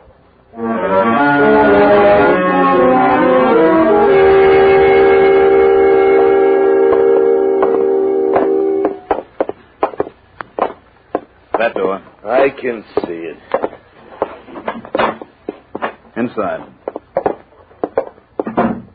Here he is, Mr. Harding. All right, Peters. Now you can ask Dr. Wheeler to step in. Listen, what's this all about, huh?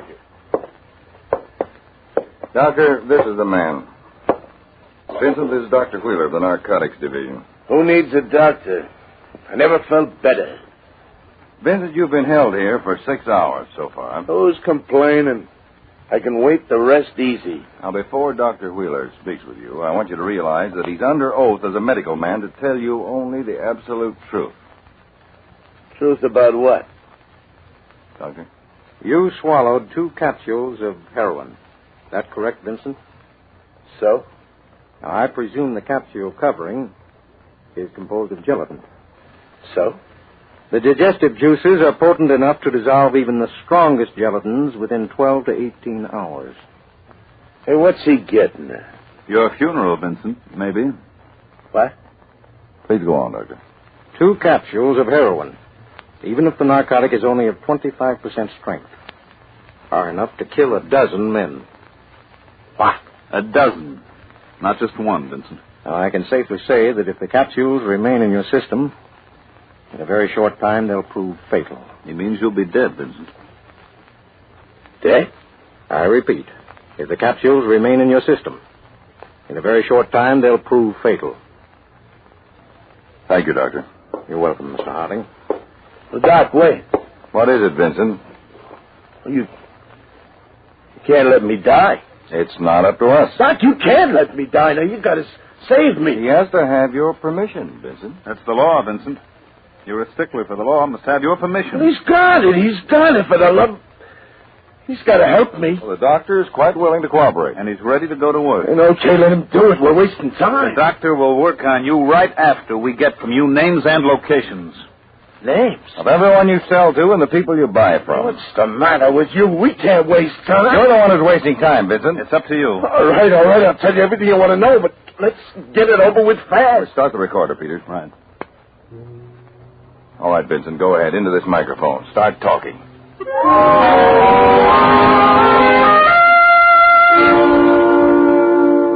You got it all, Mr. Harding? Everything, Miss Stewart. Agents are now rounding up the people involved with Vincent. Well, I guess you don't need me on this assignment anymore. No, but I just stopped by to thank you. It's all in the line of duty. Well, a bit above and beyond. You know how I wanted to help, Chief. Yes, I know. Of course, it doesn't bring your brother back. Well, if what I've done has helped others like Frank, then that's something. Well, it's a great deal more. Although they'll never know who you are or what you've done, I assure you, Miss Stewart, many people are very much in debt to you.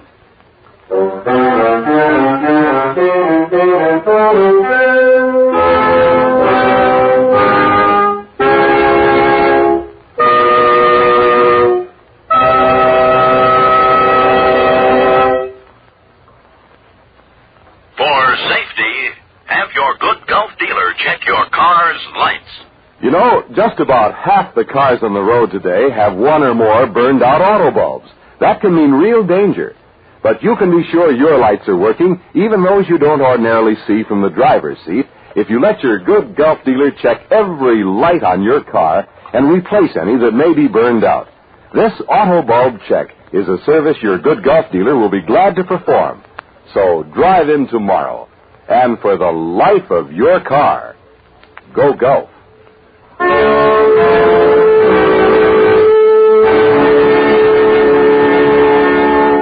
Tune in next week, same time, same station, to another exciting Counterspy report to the American people. Next week, Case of the Captain on the Spot. In the relentless fight against the underworld combination which rules the criminal elements of this country, there are many methods of attack used by your law enforcement officers.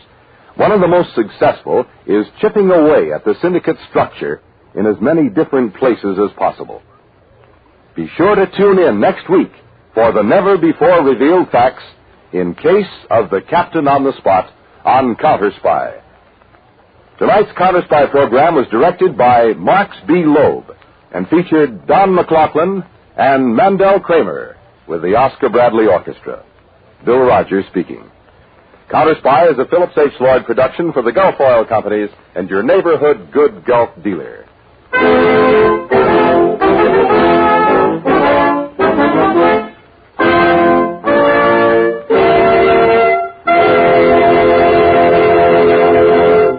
Be sure to see We the People on NBC television every Friday night. Consult your newspaper for time